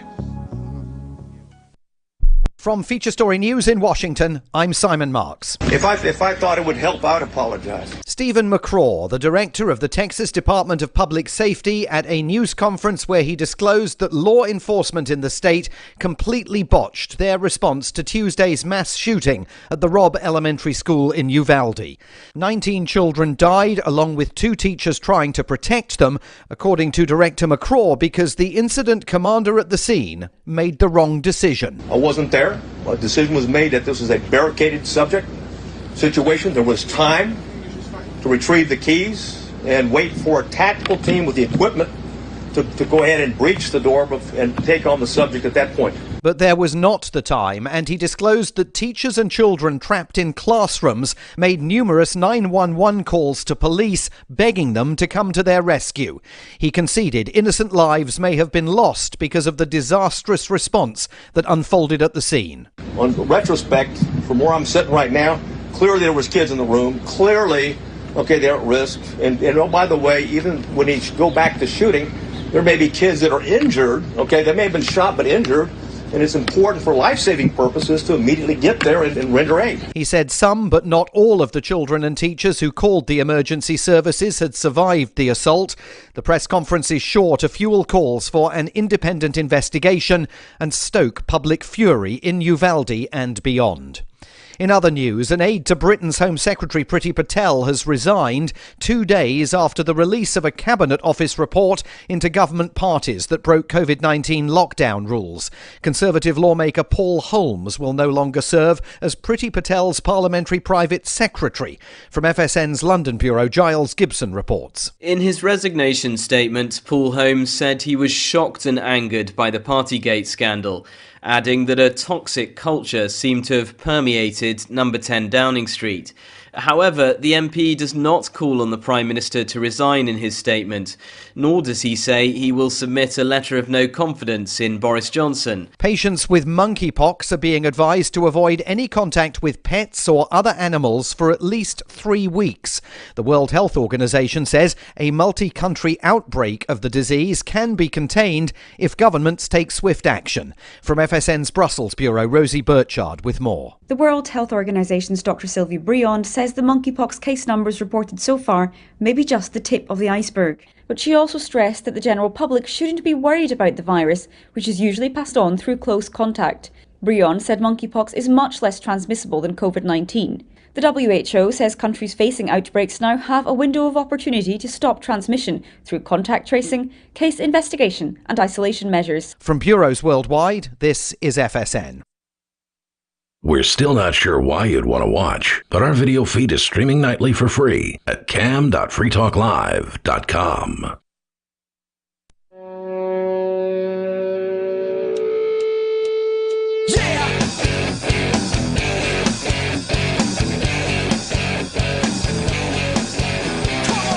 It is Free Talk Live. You're invited if you want to join the show here at 603-283-6160. That's 603-283-6160. In the studio, it's Ian. And nobody. And Chris was not feeling well, so he took the night off. So we wish him the best. Hope he gets better soon. So you're welcome to join us, though. We've been talking about the fact, incontrovertible at this point, decades-long, ruled many a time by the Supreme Court and other state courts, fact that the government gang has no liability for not doing anything. So meaning that if the police do nothing, in the case of, your children are being murdered in a schoolroom, and you sue them over it, you will have the case dismissed. It'll just get tossed right out on its butt, and then you can try to appeal, and you'll fail. Because there have been, as I said, Supreme Court decisions over decades that have made it clear the government has no obligation to protect you. Now, they believe you're obligated to do everything they tell you to do. Mm-hmm. If you don't jump through their hoops that they put up, if you don't pay their taxes they demand that you pay, if you don't follow their stupid regulations that they made up, well, then they will put you in a prison cell, and if you don't want to go to the prison cell, they'll kill you. That's how that works. But if they don't do something that you thought they had to do because, they've been driving around to protect and serve on the side of police vehicles for some number of decades in some areas of the country. Some places they've taken that off, the police vehicles.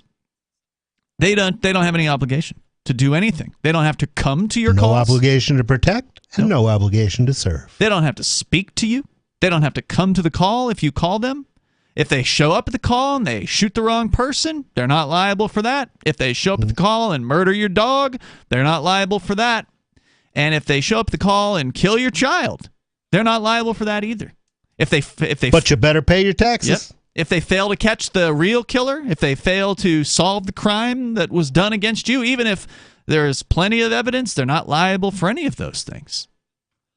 And the final thought here, it's not the end of the story, but the end of the story does go on. I will link to it over at social.freetalklive.com. It's a Foundation for Economic Education, but the final point to make for this conversation is that neither the U.S. Constitution nor the federal civil rights laws require states to protect citizens from crime. As a federal appeals court bluntly put it, ordinary citizens have, quote, no constitutional right to be protected by the state against being murdered by criminals or madmen, unquote. Or even by the state itself. Indeed. So if it wasn't clear enough to you before this week, it should be crystal clear to you now. Of course, the most important question that you should be asking is, well, what do you do about it? Stop paying your taxes. That's one step. But of course, if you're the only person that stops paying taxes in any given geographic area, they'll just cut your head off. Put it up on a spike, figuratively, of course, for everyone to see. See, this is what happens when you don't pay taxes.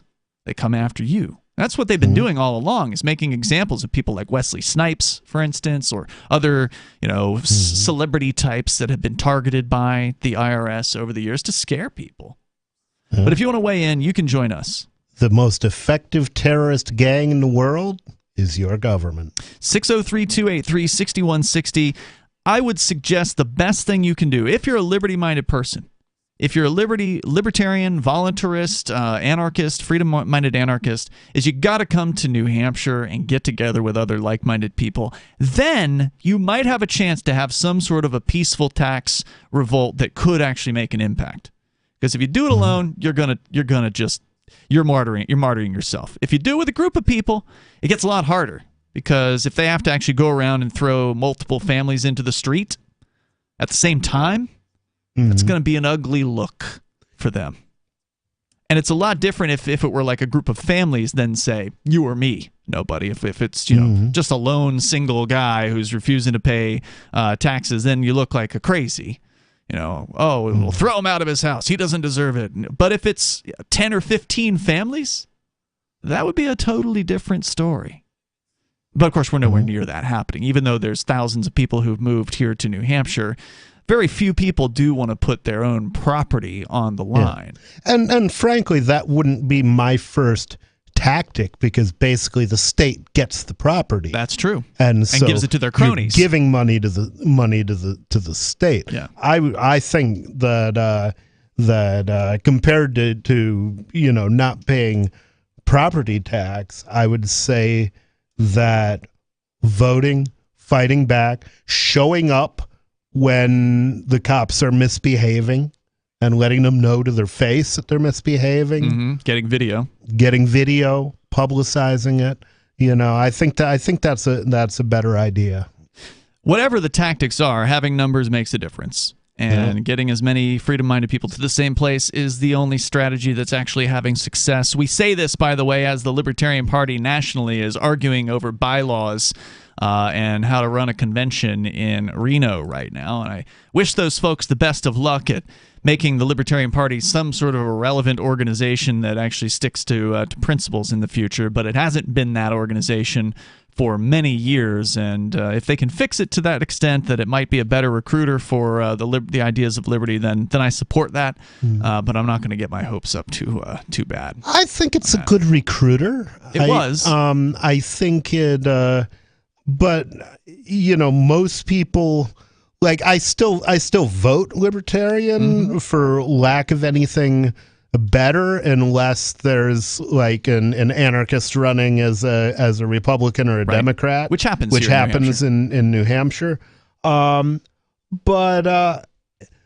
I'm grateful to the Libertarian Party for giving me the basics of and for first teaching me early on some of the ideas of liberty. But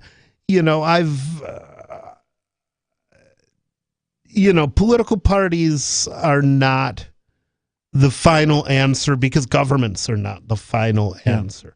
The final answer is, since the responsibility for your protection already falls on you, the government has no responsibility to protect you, well, then you should have the right to defend yourself.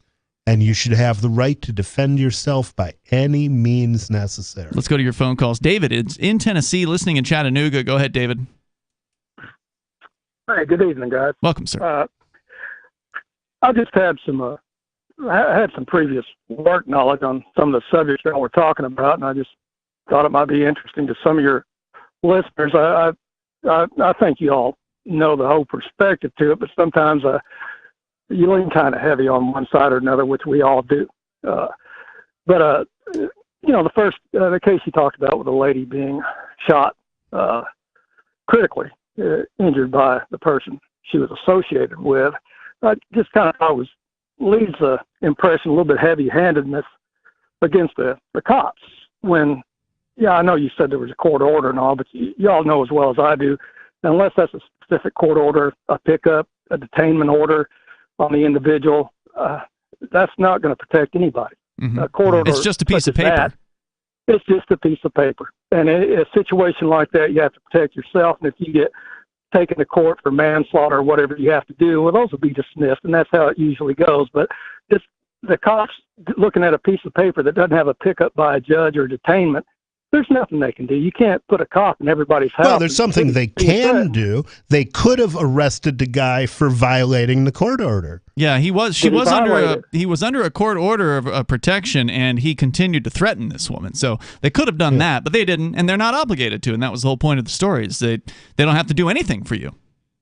Well, okay, no, that's something I probably missed because I was out in the yard. But if he violated that order, though, now on some of those orders, though, still the violation has to be gone in front of a judge that he violated it, and then the judge has to issue a pickup order on that.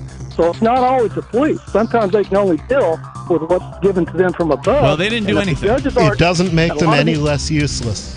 Yeah, hold on, David. I don't know if you're driving at something, but if you want, a tool can only be used for the person directing it. Well, the point is, they are not a tool that you get to direct. They do what they want to do. But if you want more, we'll bring you back here. More coming up here. This is Free Talk Live. Why did you move to the Shire? I moved here to the Shire because there's other people around who take liberty just as seriously as I do. I moved to the Shire because I saw videos of people challenging authority and thought that I could get support myself. It called to me, like, do this, right now. I wanted to be around people like me who got it, and once I got here, I knew there was nowhere else that I wanted to be. I've always wanted to change the world, so I moved to the Shire to join people who were actually working towards doing the same thing. The people here are awesome, loving, and positive. It was for the adventure and for the feeling of something important is happening here, and I just wanted to come to sort of be part of that. Visit ShireSociety.com to read and sign the Shire Society Declaration and learn the reasons why, if you love liberty, you should immigrate to the Shire. Plus, connect with others via the forum at ShireSociety.com. That's ShireSociety.com.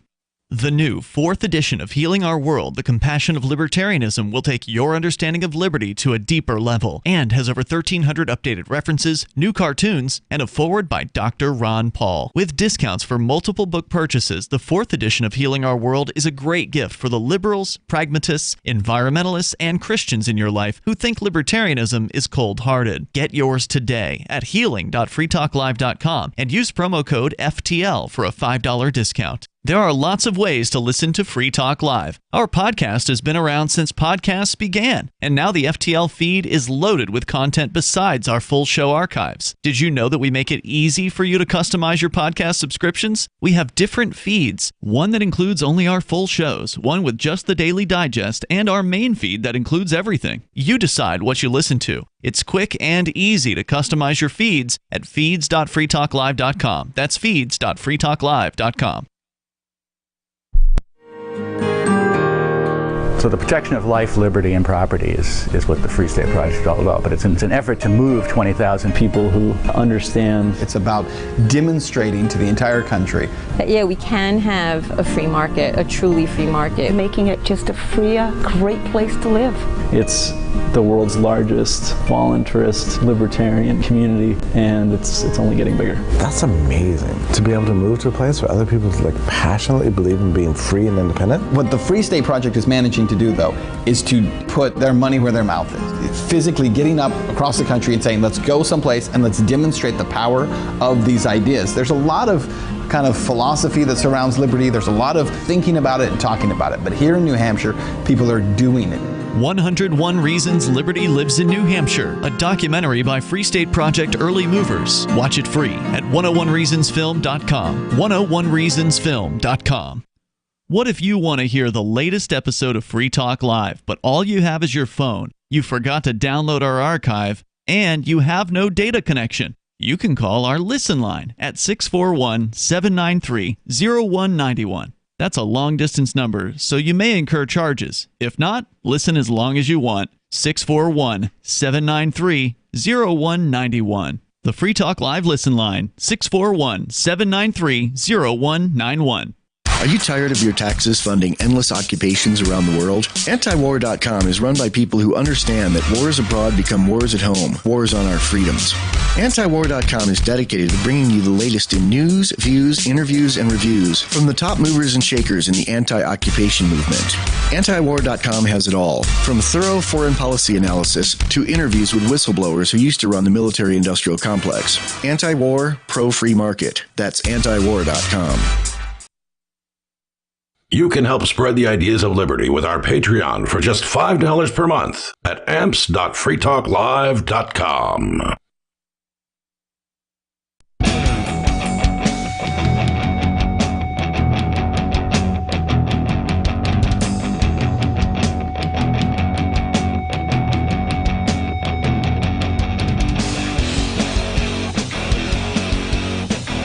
It is Free Talk Live. You can join us here. You can bring up whatever you want. The number is 603-283-6160. That's 603-283-6160. Ian and Nobody in the studio tonight. And also, Free Talk Live is brought to you by Freedom's Phoenix, your source for all news, economic news, government overreach, insane government spending, and more. You can get the headlines from today all in one place and from a fresh libertarian perspective at freedomsphoenix.com. That's freedoms with an S, phoenix.com. We're going to go back to your calls here. We still have David on the line calling from Chattanooga, Tennessee. And David, we were talking about the many stories that we've highlighted a couple of them, but there have been a myriad of them over the years where police have been called into a violent situation.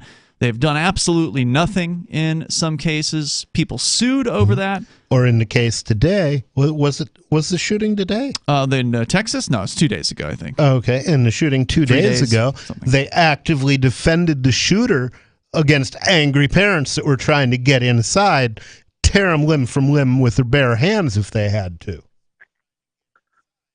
David, you want to comment? Yeah, like I was saying, I've got a little knowledge from past employment in the area, and I understand what you're saying. I'm just saying that usually police, they get sued.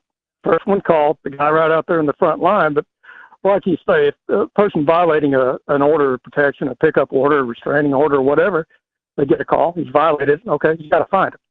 That piece of paper doesn't mean you're protected. So what I'm saying, if you feel threatened, like we've said, like you said, protect yourself.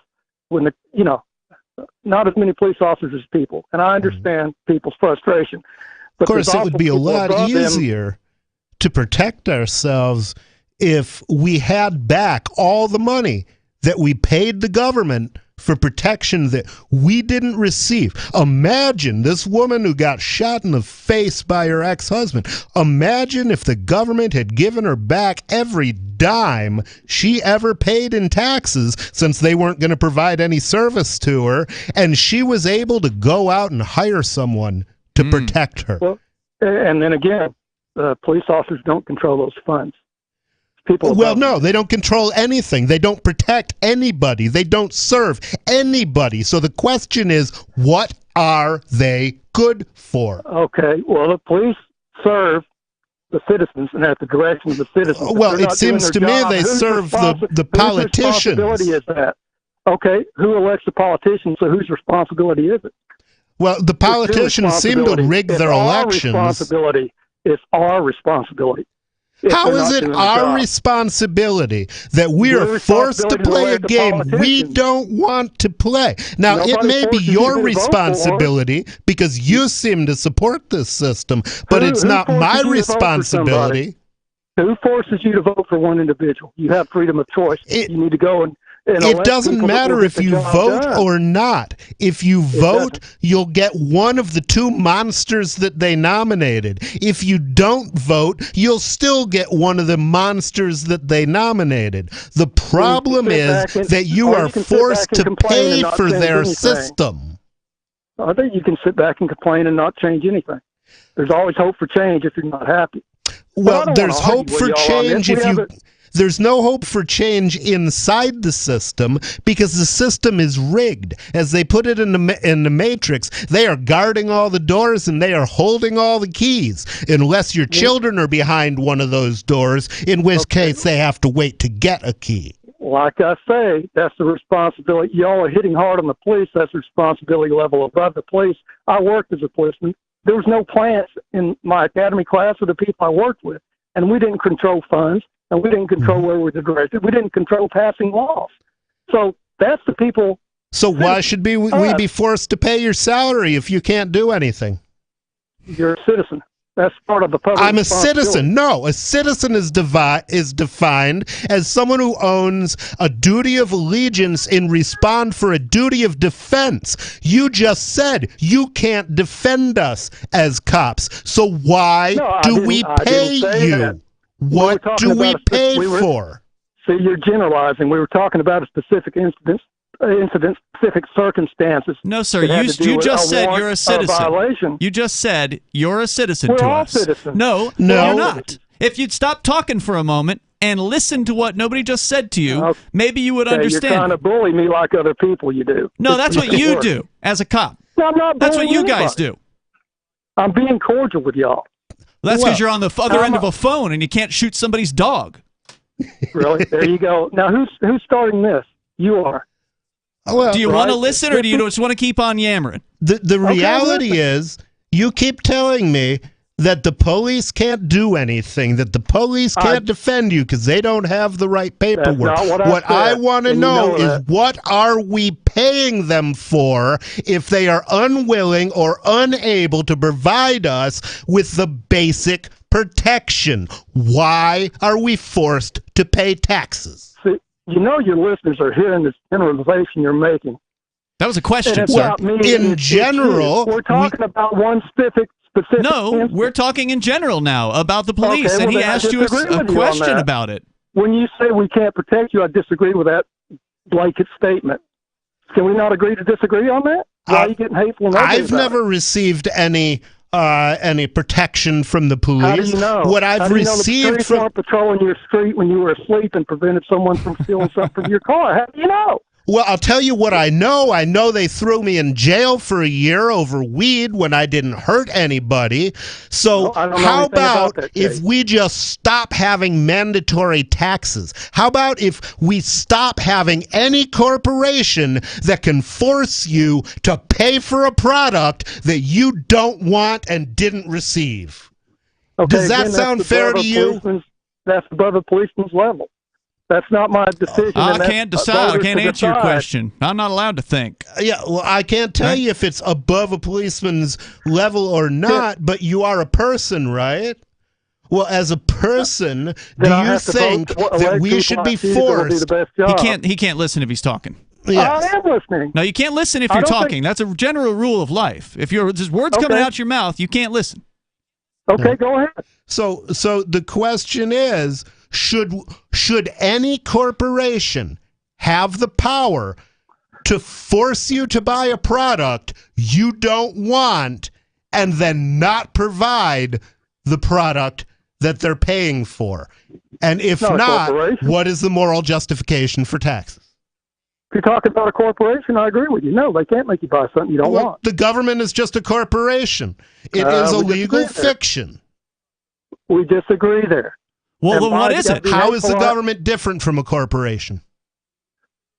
It's supposed to be run by rules and laws and made up of people the citizens of this country elect to positions of responsibility. And it's up to us to what make sure the right responsibility? people are What in place. responsibility do they hold? If you're not happy with your representation, you work to change it. That didn't answer the question.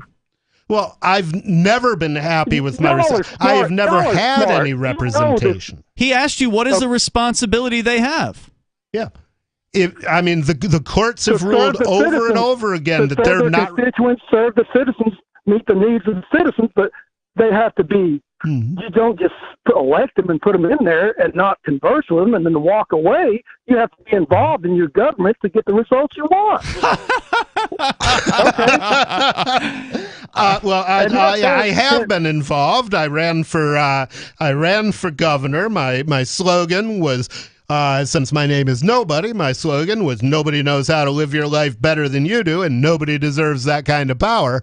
But I'll tell you what, there is no justification for having a government when that government does nothing but plunder the citizens for money and provides no services, and is not required by its own rules to provide any service. David, nobody should be forced to pay for services they don't want and they don't receive. I feel so bad for you, David. We choose to. You understand that, right? You're not forced to pay taxes. That's the one thing the police do. Don't you know what happens if you don't pay your taxes? What happens when you don't pay your taxes? Is there some violence? A generalized statement, then you break it down to one thing in particular. You throw a generalized statement at me, then try to hit me with one thing. This is not rocket science, David. Well, you don't like it when I'm general, you don't like it when I'm specific. Just be honest. You know what happens when somebody doesn't pay taxes. I mean, I feel bad for the guy because he's thugs show up and they throw you in prison. That's you, David. You would show up if you were still in that role, whatever it was, whatever policing. He did say he was a police officer of some sort in the past. Sheriffs or the local cops, they will show up to your house and throw your ass out on the street, and if you don't go, they'll shoot you. They vary between... More coming up. Tired of cancel culture? Sick of mega tech corporations holding an axe over your head? Join the LRN.FM Matrix chat server. It's self-hosted, so no one else can tell us what to do or say. Don't like the existing channels? You can make your own. You can even connect into some of our channels from other Matrix servers. It's federated. For the full LRN.FM Matrix experience, though, you should join our server via the step-by-step instructions at chat.lrn.fm. Chat.lrn.fm. Do you feel like your nation, state, or community no longer holds your values? Have you dreamt of a place where people agree that liberty is important and are free to pursue their projects so long as they respect the property of others? There are many people just like you that are discovering freeprivatecities.com. Their social media links are at the upper right of the page at freeprivatecities.com. All skill levels will be needed when the first of the Free Private Cities opens. It's sooner than you think. Stop arguing and build. freeprivatecities.com. I'm a little obsessed with My Magic Mud. Several years ago, I met Jessica Armand, the founder and CEO of My Magic Mud, and I didn't even know my teeth were coffee stained. A week's worth of use convinced me, and now I use it every 3 or 4 days. It's clinically proven to whiten teeth, and I think it cleans better, too. My Magic Mud's available at most local health food stores, Sprouts, Natural Grocers, CVS, Walmart's Natural Beauty Aisle, but I can get it for you for 20% off with coupon code FTL20 at mymagicmud.com. FTL20 mymagicmud.com. If you want to know the latest about Free Talk Live before we go on the air, all you need to decide is how you want it delivered. It's your choice. Visit news.freetalklive.com to receive our usually weekly news updates by email. Plus, we have a Twitter account at twitter.freetalklive.com, and you can follow us on the decentralized Mastodon platform at toot.freetalklive.com. So please follow us at toot.freetalklive.com and sign up for our emails at news.freetalklive.com. You're listening to the live edition of Free Talk Live. Hour number 3 is next after the news here on the Liberty Radio Network at LRN.FM. From Feature Story News in Washington, I'm Simon Marks. If I thought it would help, I'd apologize. Stephen McCraw, the director of the Texas Department of Public Safety, at a news conference where he disclosed that law enforcement in the state completely botched their response to Tuesday's mass shooting at the Robb Elementary School in Uvalde. 19 children died, along with 2 teachers trying to protect them, according to Director McCraw, because the incident commander at the scene made the wrong decision. I wasn't there. A decision was made that this was a barricaded situation. There was time to retrieve the keys and wait for a tactical team with the equipment to go ahead and breach the door and take on the subject at that point. But there was not the time, and he disclosed that teachers and children trapped in classrooms made numerous 911 calls to police, begging them to come to their rescue. He conceded innocent lives may have been lost because of the disastrous response that unfolded at the scene. On retrospect, from where I'm sitting right now, clearly there was kids in the room. Clearly, they're at risk. And oh, by the way, even when you go back to shooting, there may be kids that are injured. They may have been shot but injured. And it's important for life-saving purposes to immediately get there and render aid. He said some, but not all of the children and teachers who called the emergency services had survived the assault. The press conference is sure to fuel calls for an independent investigation and stoke public fury in Uvalde and beyond. In other news, an aide to Britain's Home Secretary Priti Patel has resigned 2 days after the release of a Cabinet Office report into government parties that broke COVID-19 lockdown rules. Conservative lawmaker Paul Holmes will no longer serve as Priti Patel's Parliamentary Private Secretary. From FSN's London bureau, Giles Gibson reports. In his resignation statement, Paul Holmes said he was shocked and angered by the Partygate scandal, adding that a toxic culture seemed to have permeated number 10 Downing Street. However, the MP does not call on the Prime Minister to resign in his statement, nor does he say he will submit a letter of no confidence in Boris Johnson. Patients with monkeypox are being advised to avoid any contact with pets or other animals for at least 3 weeks. The World Health Organization says a multi-country outbreak of the disease can be contained if governments take swift action. From FSN's Brussels bureau, Rosie Burchard with more. The World Health Organization's Dr. Sylvie Briand says the monkeypox case numbers reported so far may be just the tip of the iceberg. But she also stressed that the general public shouldn't be worried about the virus, which is usually passed on through close contact. Briand said monkeypox is much less transmissible than COVID-19. The WHO says countries facing outbreaks now have a window of opportunity to stop transmission through contact tracing, case investigation and isolation measures. From bureaus worldwide, this is FSN. With FSN Spotlight, I'm Simon Marks, looking today at the life of Hollywood actor Ray Liotta, who died in his sleep in the Dominican Republic on Thursday. He was filming a new movie there and was only 67. Ray Liotta's career started when he played a dead body on a soap opera. He's best known for roles in the baseball epic Field of Dreams and Goodfellas, Martin Scorsese's exploration of the mid-century mafia, in which he played real-life mob associate Henry Hill. He spoke about the role 3 years ago in an interview with GQ magazine. It was just really fun because there's something very energizing about playing pretend with people who really are in it. And, you don't realize the cameras or any of that stuff. You're just doing what you have to do. I mean, that's what it's all about. So it's great doing that. And then, working with Scorsese, you could jump up to off a building and you knew he was going to catch you because he's just an unbelievable director. As a baby, Liotta was abandoned by his parents and raised first in an orphanage before he was adopted. In a wide array of roles, he starred alongside Brad Pitt, James Gandolfini and Jennifer Lopez. The actress Lorraine Bracco played his wife in Goodfellas and said yesterday she was utterly shattered to hear the news of his death. The main news again. The head of the Texas Department of Public Safety has admitted Tuesday's response to Uvalde's school shooting was botched by a senior commander on the scene and that innocent lives may have been needlessly lost.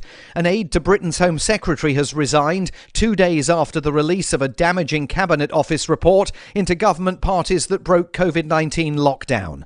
And patients with monkeypox are being advised to avoid any contact with animals for at least 3 weeks. And that is the latest feature story news. Simon Marks reporting. Here is the Onion Weekend Review Transportation Edition.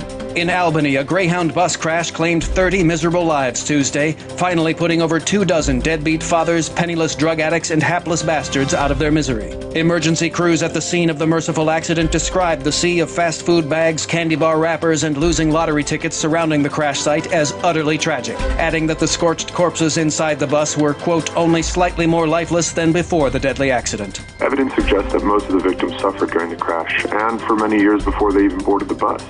All I can say is, thank God no one made it.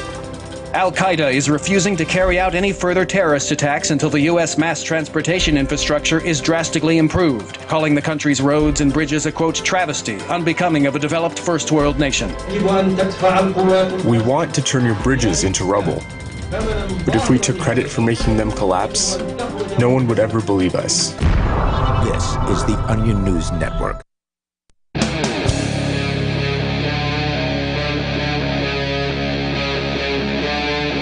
Free Talk Live.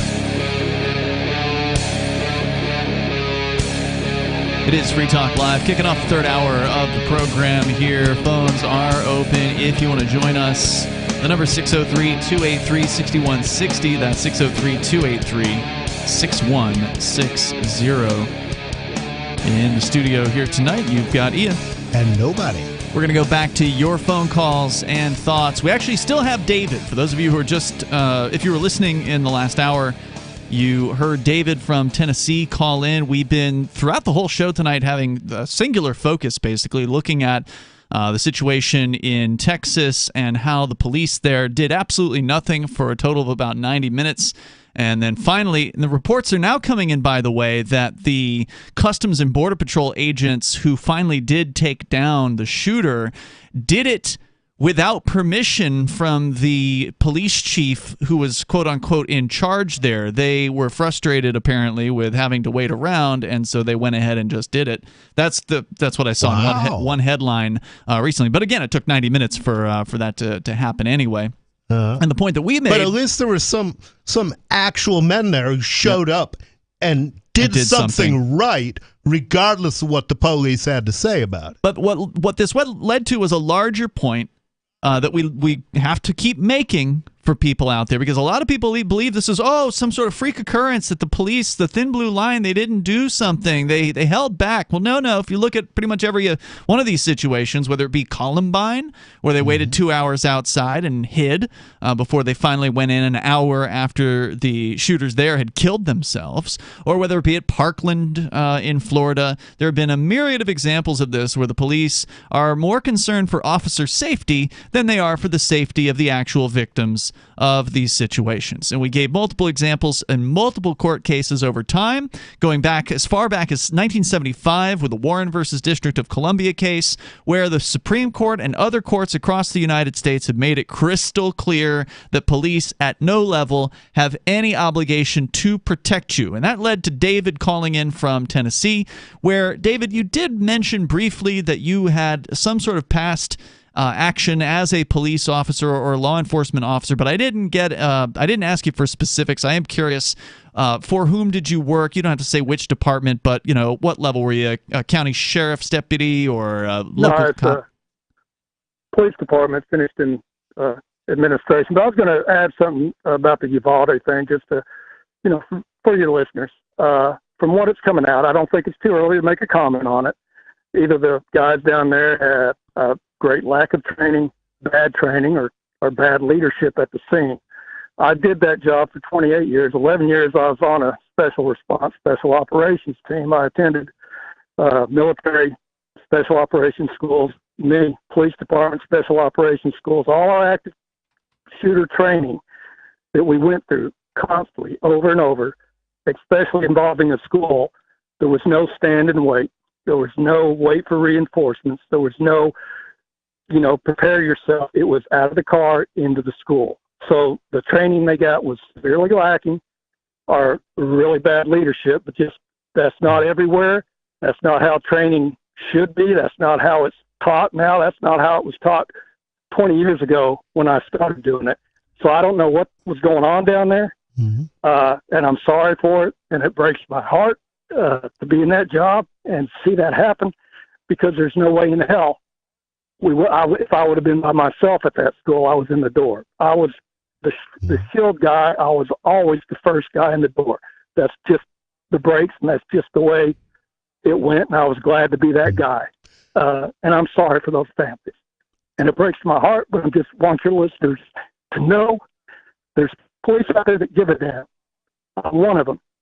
And that's not going to happen everywhere. It never should have happened there. But people in that area, people in your towns, get involved, find out what kind of training they're going through, make sure that you keep your hands and eyes on people that have responsibility over your lives. Don't sit on your ass. But they don't. And do nothing. That's the Too thing. many people sit on their ass and don't get involved, and that's all I'm saying. I don't want to argue with you guys. Everybody's got a right to their opinion. I understand. I'm a liberal-minded policeman.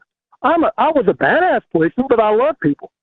You know, that doesn't say that I'm closed-minded. What I'm telling you people is you don't let other people run your lives. If you're not happy the way it is, get off your ass, put down the control of the video machine, turn off the TV, get out of the bar, and go do something. David, let me give you an example. I get where you're coming from. I understand what you're saying, but you're talking to two individuals. I realize you're talking to the audience, but you're talking to two individuals in the studio who have gotten involved. Not only have we run for office, we've gone to plenty of city council meetings. We, in fact, were involved when the police, back in 2012 here in Keene, New Hampshire, or 2011, I think it was, were trying to get what they call a Bearcat, which is essentially an armored personnel carrier that many police have received around the country. They were given to them by the federal government, and they are used by the federal government. Surplus military vehicles. In the case of the Bearcat, fill out the paperwork and you get them. In the case of the Bearcat, they actually weren't surplus. They're brand new, purchased from their creator, ours was used. Lenco. We always got used stuff we had to constantly fix, but I got you. Go ahead. This one was brand new. $280,000 came from the manufacturer directly. But the point I'm trying to tell you about here is when the city council of Keene, New Hampshire announced that they were looking at getting this machine, a huge outcry from the people of the town came out about this.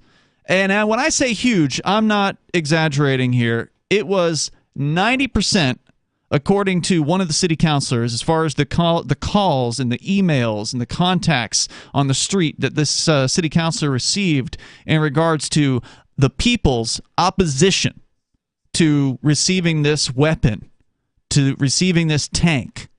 And it was both people on the right and people on the left and people with no party affiliation who came out. They packed the city council meeting. They packed it so hard they had to shut down. They had to have the fire marshal on the first floor of the city council building, keeping people out of the second floor because there were too many people in the meeting. They couldn't allow legally another person to go in. So you had to wait. If you were downstairs, you had to wait till somebody came down. They just happened to leave. Then they'd let you up. That was how busy it was. That was how packed it was. Despite the fact that 90% of the people were contacting these city councilors against it, despite the fact that the room was packed full of people, and the only people who spoke in favor of the Bearcat were active duty and retired cops, despite all of that, the city council voted, I believe it was 13-3, if I recall correctly, I think it was like 13-3 or 12-3 in favor of receiving this tank.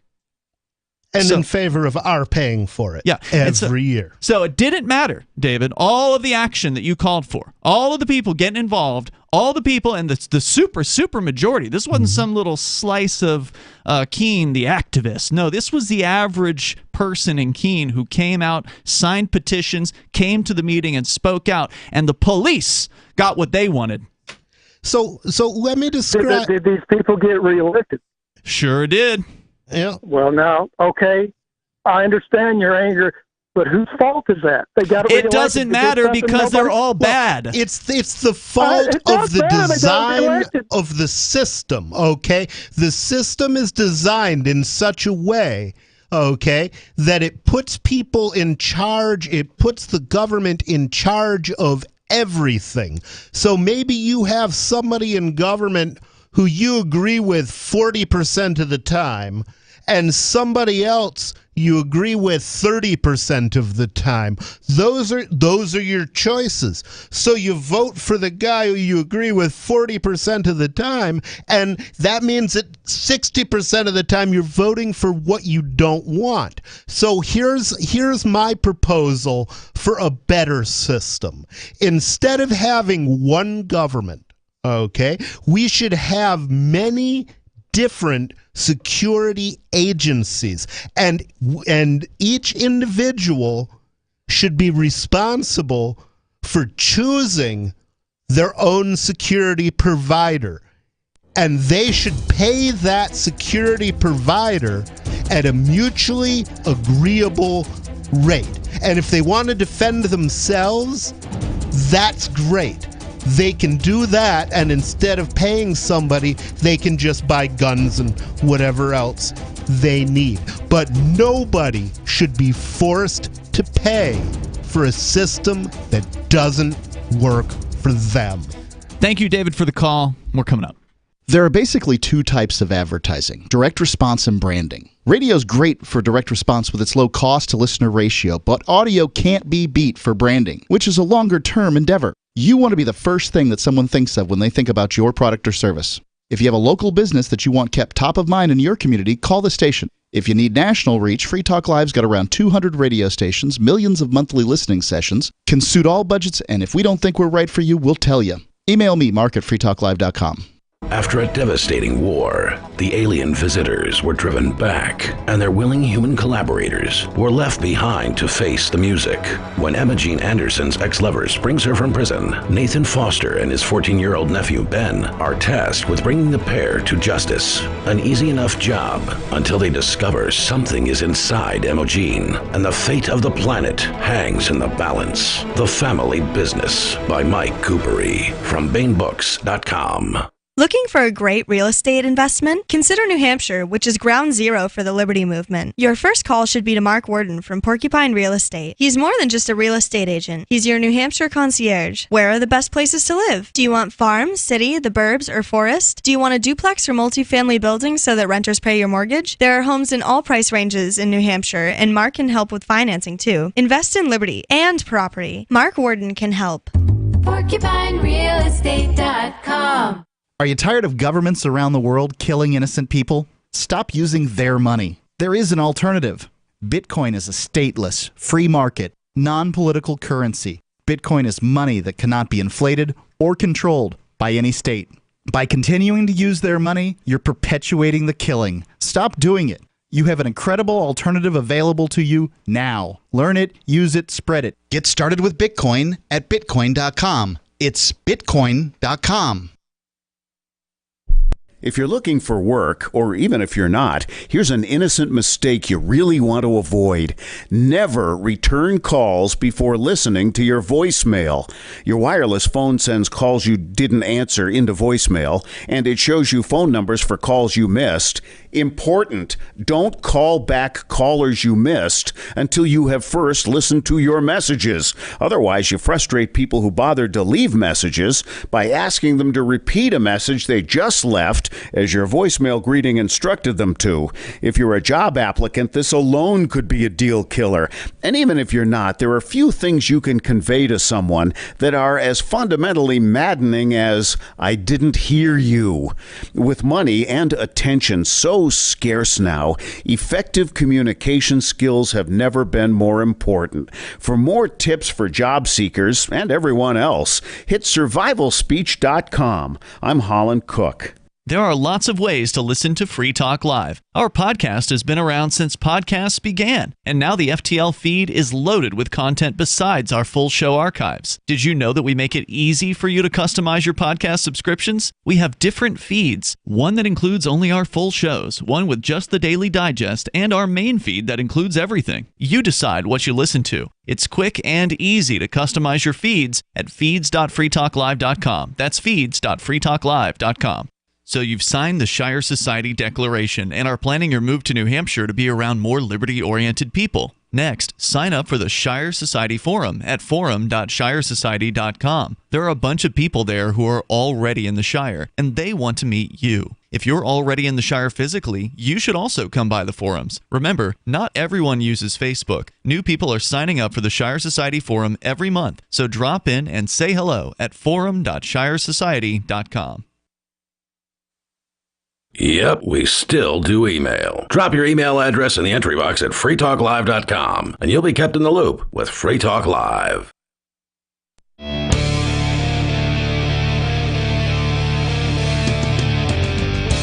Free Talk Live. You can join us here. The number is 603-283-6160. That's 603-283-6160. In the studio tonight, it's Ian. And nobody. And you cannot fix a system that is designed in a way that prevents any kind of real reform. And the problem with the system is too many words. I was thinking this when I was outside. Too many words.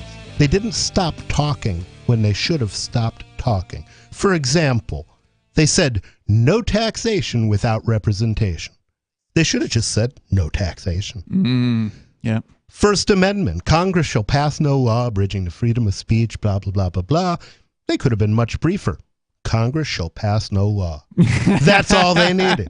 That's all they needed to protect. And as a matter of fact, at that point, you don't need a Congress. That's right. They could just go home. You find somebody else to bother them. They would have just changed the words. They wouldn't have called it law. They'd have called it something else. But you know, the reality is there is nothing in life that is one size fits all. There's no company in the world that provides a service that everybody likes. You know, and normally that's okay. Because you're not forced to pay for it. Yeah. If McDonald's provides food that you don't want to eat, you don't have to pay McDonald's. That's right. You can go pay somebody who provides something you want. If Netflix doesn't provide the kind of entertainment that you like, and I don't want to pick on Netflix because I love the letter they sent to their wokeists. But you buy your entertainment from somebody else. Only in this one area, and it's one of the most important areas in life. One of the greatest questions in life is how are you going to provide yourself with security? You know, one of the most important duties that every man has is to defend his family and his loved ones.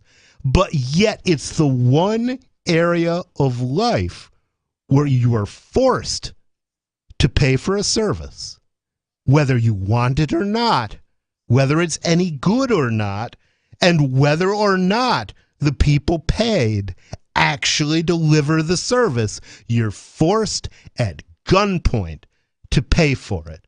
And I would submit that that is not protecting and serving the people.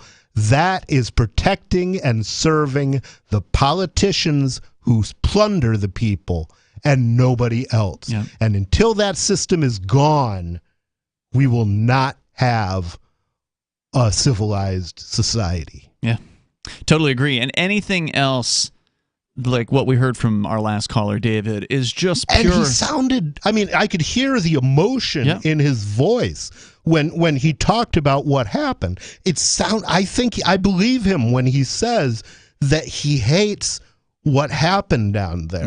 But what happened down there was guaranteed by the broken system. Well, and of course, it's typical that, and I don't disbelieve him when he says he would have done something differently. And maybe some of those 19 men that were in that hallway would have done something differently, but every single one of them were doing what they were told. They submitted to authority, even if they knew that authority was wrong. Right. And that's the problem. When you put aside your own morals, your own beliefs, what you know is right, and instead submit to authority, you're on the road to hell.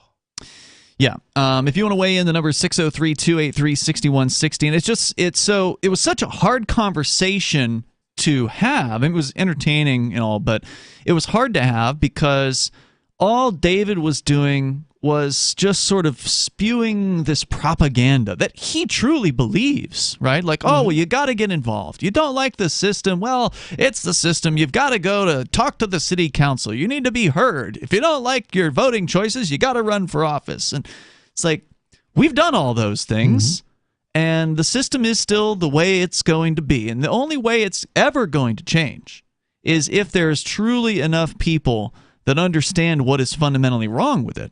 And there aren't enough people like that because of the constant propaganda of a bunch of cops saying, oh, well, that wouldn't have happened here. Well, how come it happens so often? It's not like this one Texas situation was the one-off. There have been a myriad of situations like this where kids have died And cops just stood around outside, just planning and plotting, and then finally executing after hours, in some cases, went by. It reminds me of the old, it's only one bad apple. It's just a few bad apples. But remember the rest of the phrase. Well, the rest of the phrase is a few bad apples spoil the bunch. Right.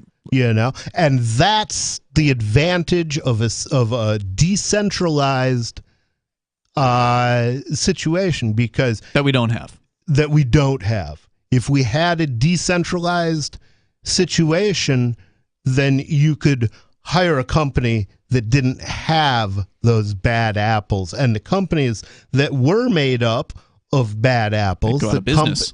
They would go out of business. And they say it's just a few bad apples, but I'll tell you what, if apples were killing as many people as the police kill, there would be a congressional investigation into the apple industry. Maybe chopping down them trees. Let's go to Sam in Ohio. You're on Free Talk Live. Go ahead, Sam.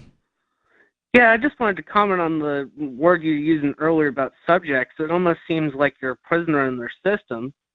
And since you're indeed a prisoner in their system, it almost seems like what you're saying about secession makes the most sense in terms of leaving the Union to get out of their system. But at the same time, people leave, if you even say peacefully leaving, they're calling for violence because they misunderstand the possibility that there could be peace and that the military may not invade. Well, the reason they consider a call for peaceful secession a call for violence is because they understand how governments react.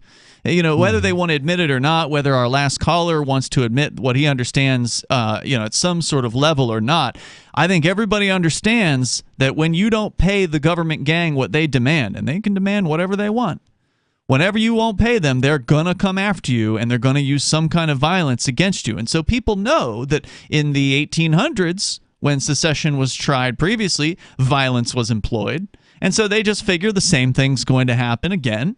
And, it's a fair presumption to presume that the state, a violent organization, is going to get violent when somebody says, I'm out. But that does not put the responsibility on the person who says, I'm out. The responsibility remains on the violent thugs who choose. They have a choice. It's like when a woman leaves her husband, he has a choice to just let her go. He doesn't have to track her down and kill her.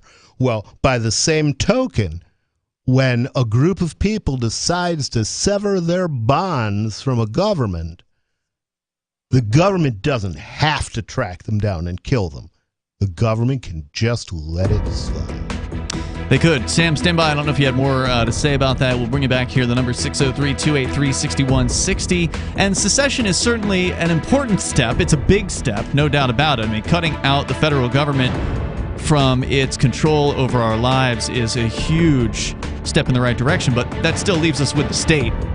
And they're still terrifying people. They're still ruining people's lives, putting innocent people behind bars. So we still got a lot more to do then. It's Free Talk Live.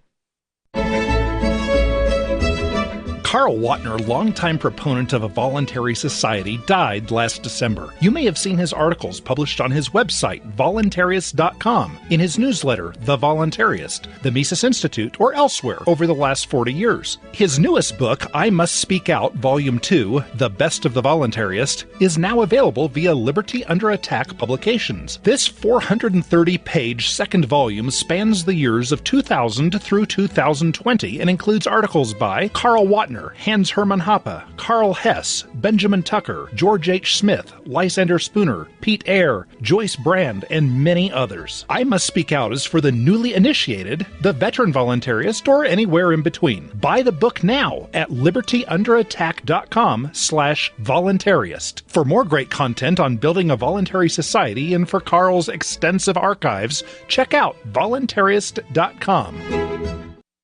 From Feature Story News in Washington, I'm Simon Marks. If I thought it would help, I'd apologize. Stephen McCraw, the director of the Texas Department of Public Safety, at a news conference where he disclosed that law enforcement in the state completely botched their response to Tuesday's mass shooting at the Robb Elementary School in Uvalde.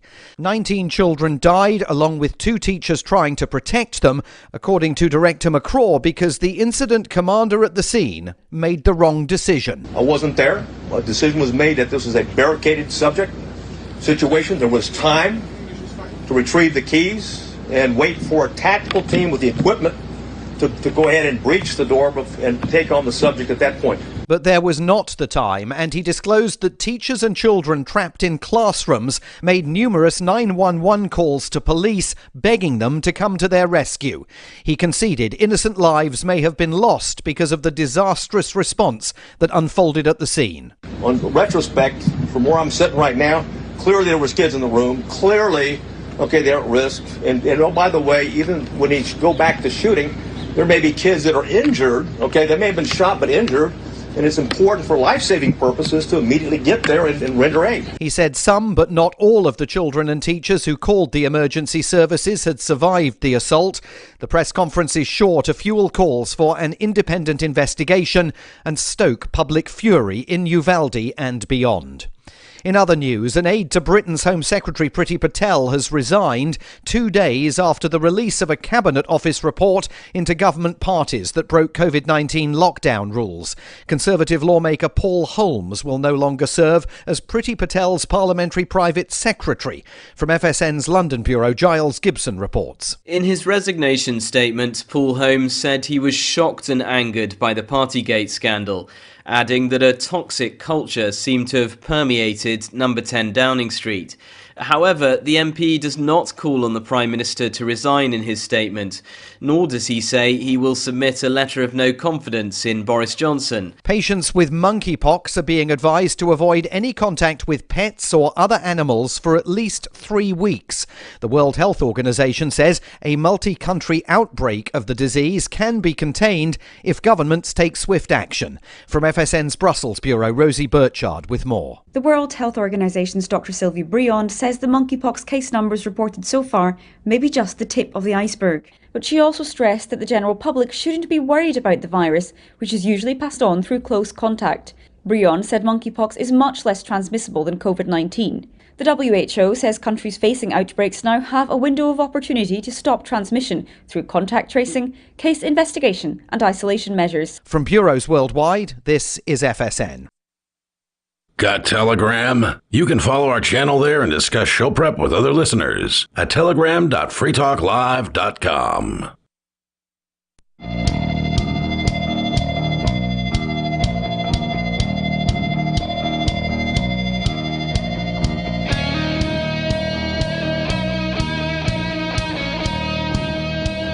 It's Free Talk Live. Phones are open here, and you can join us. The number is 603-283-6160. That's 603-283-6160. Here tonight, you've got Ian. And nobody. You can join us online anytime you want. Just head over to freetalklive.com. And by the way, Free Talk Live is brought to you by Bitcoin.com. If you're ready to start learning about cryptocurrency like Bitcoin and Bitcoin Cash, you can do that over at Bitcoin.com. Just click Get Started right there at the top of the page. Today, Bitcoin lower than $29,000. It's about $28,700 and change for a Bitcoin, and some would say that means it's on sale. Might be a good opportunity to start learning and then eventually maybe get into some crypto. But you do need to learn the basics first. You don't want to go into this blind. So go click Get Started at the top of the page over at Bitcoin.com, and they'll give you the basics there. What are the other cryptos doing? Are they still tracking? They tend to track along Bitcoin. Yep. Or has there been any closing of that gap? Because it seems like at some point people are going to realize that Bitcoin itself, Bitcoin BTC, is flawed and is fatally flawed.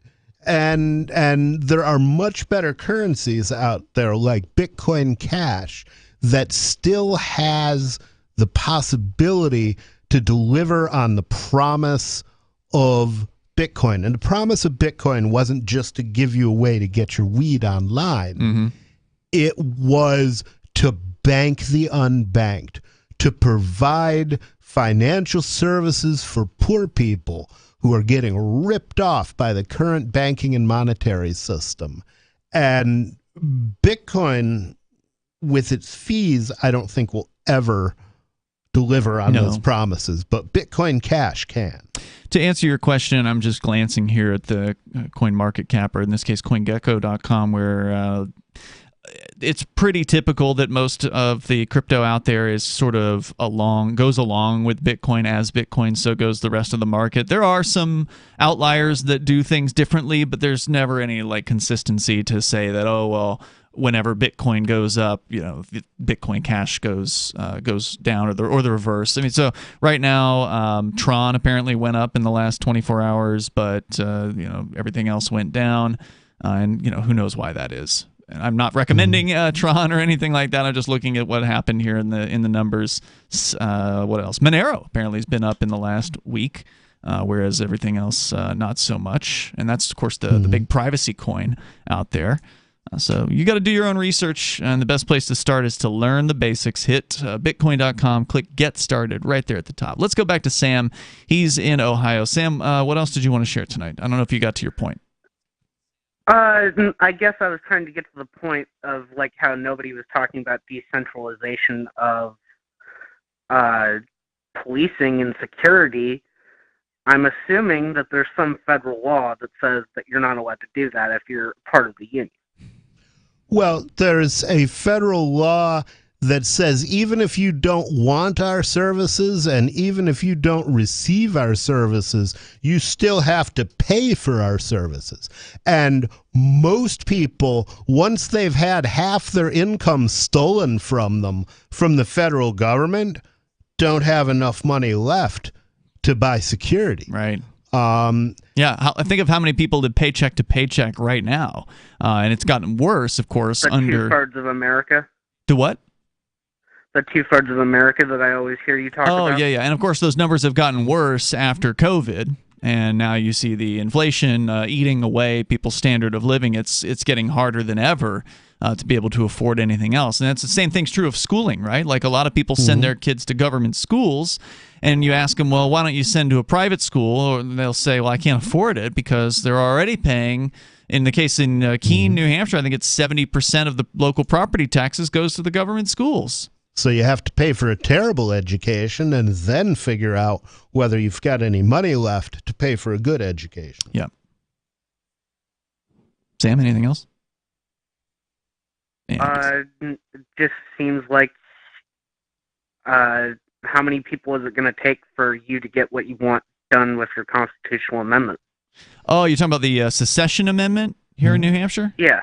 Well, only 13 of the state reps voted for it, so it's going to take about another... A lot more of them, I think, supported it. They didn't want to take the risk at the time. That's true. We don't know how many of them quietly liked the idea but didn't want to take the political, what they considered to be risk of potentially losing their seat in an election. Of course, that's what we're going to find out this year, is how many of the 13 who run for re-election end up getting booted out on the secession issue or not. Of course, you never know why someone votes the way they do, but it'll still be somewhat instructive to see what happens there. But ultimately, we would have needed a couple hundred more of the state representatives to support that. But everything's got to start somewhere, Sam, and I thank you for the call tonight.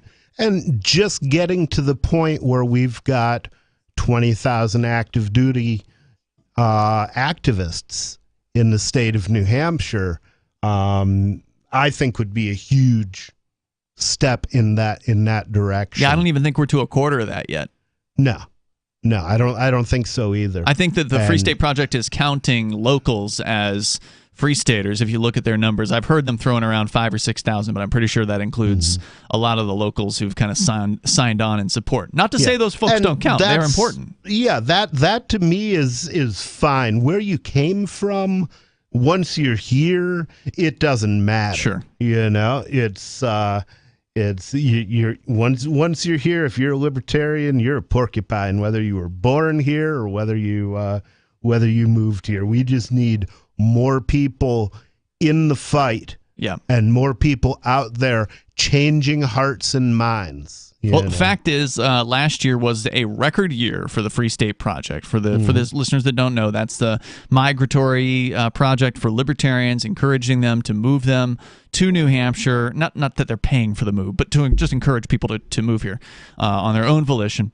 And a record number of people moved to New Hampshire as part of the Free State Project. Like a significant portion of the actual numbers of all people who migrated to New Hampshire in 2021, like a tenth of them or something were Free Staters. Nice. Yeah. So there's a lot of people coming in, and 2022 is probably going to top 2021. Mm-hmm. And obviously, we don't have the numbers yet. We're not even halfway through the year. We haven't even had the Porcupine Freedom Festival yet. That's still to come in the next 3 weeks, I think, from now. Nice. So that's a big exposure. A lot of people come up to New Hampshire. They taste what it's like to be amongst a community of freedom-loving people for an entire week with the Porcupine Freedom Festival. And many of them stay. They don't ever go back home. Some go back home, immediately pack up, and make plans to move as soon as possible. So I think we're going to see another huge wave of movers this year. Mark Warden, the Porcupine real estate agent, has said that it's nonstop for them. They constantly have people inquiring and buying homes, and now's the time. I mean, if you've been waiting and you've been wondering, this is a real movement. It's really happening. There really are the largest number of freedom-loving people who are active and doing things to try to change both the system and society, working inside and outside of the system, doing agorism, working in the marketplace, selling things without asking government permission. All of these things are happening here. Yeah. In a big way. And when I say they're happening here, there's things like Market Day, that happen every single month, I think, in different locations across the state where people gather together and offer whatever products or services they have for sale to the community. And there's just so much happening. There are multiple clubs around the state now, more than I'm even aware of. It used to just be two. It used to be Manchester and Keene.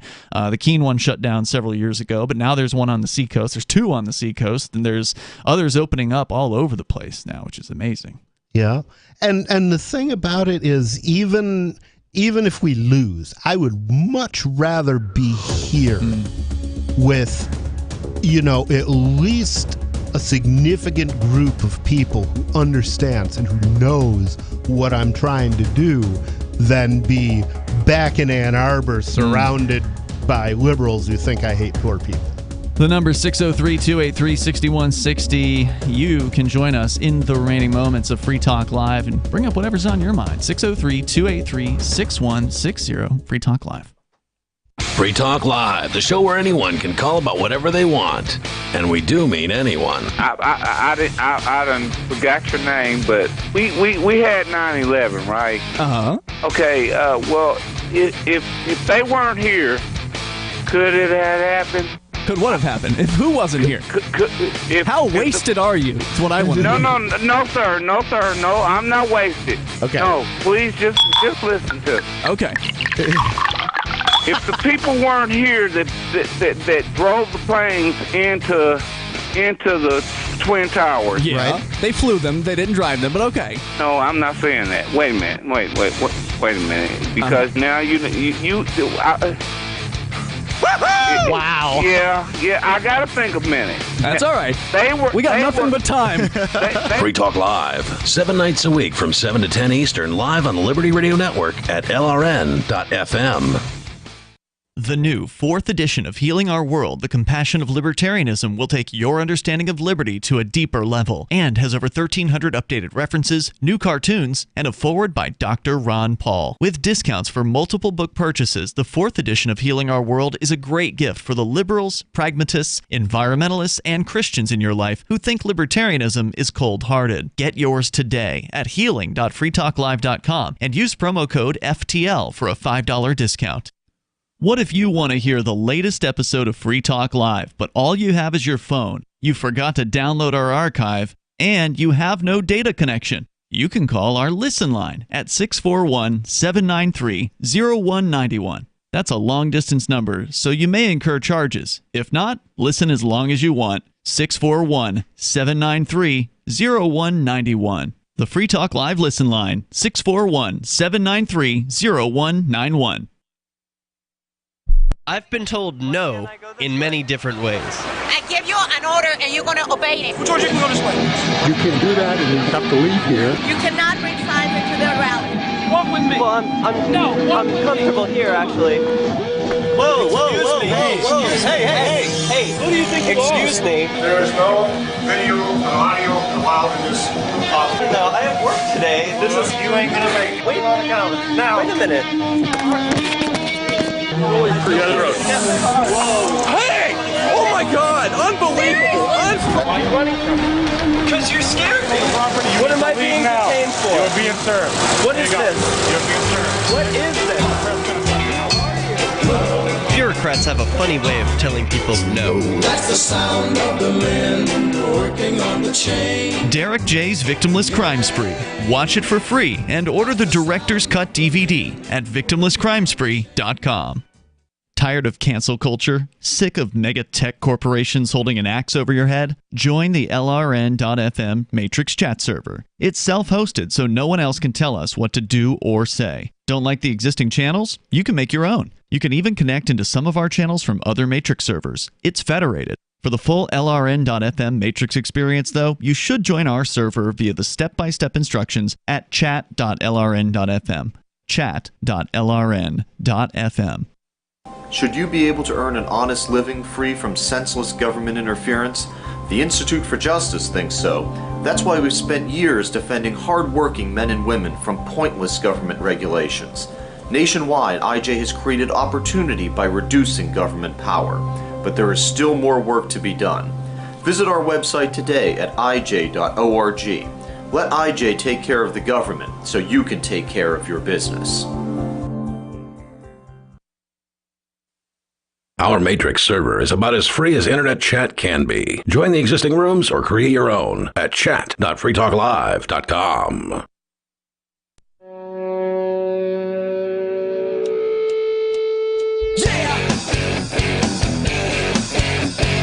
Free Talk Live, the phones are open here and you can join us.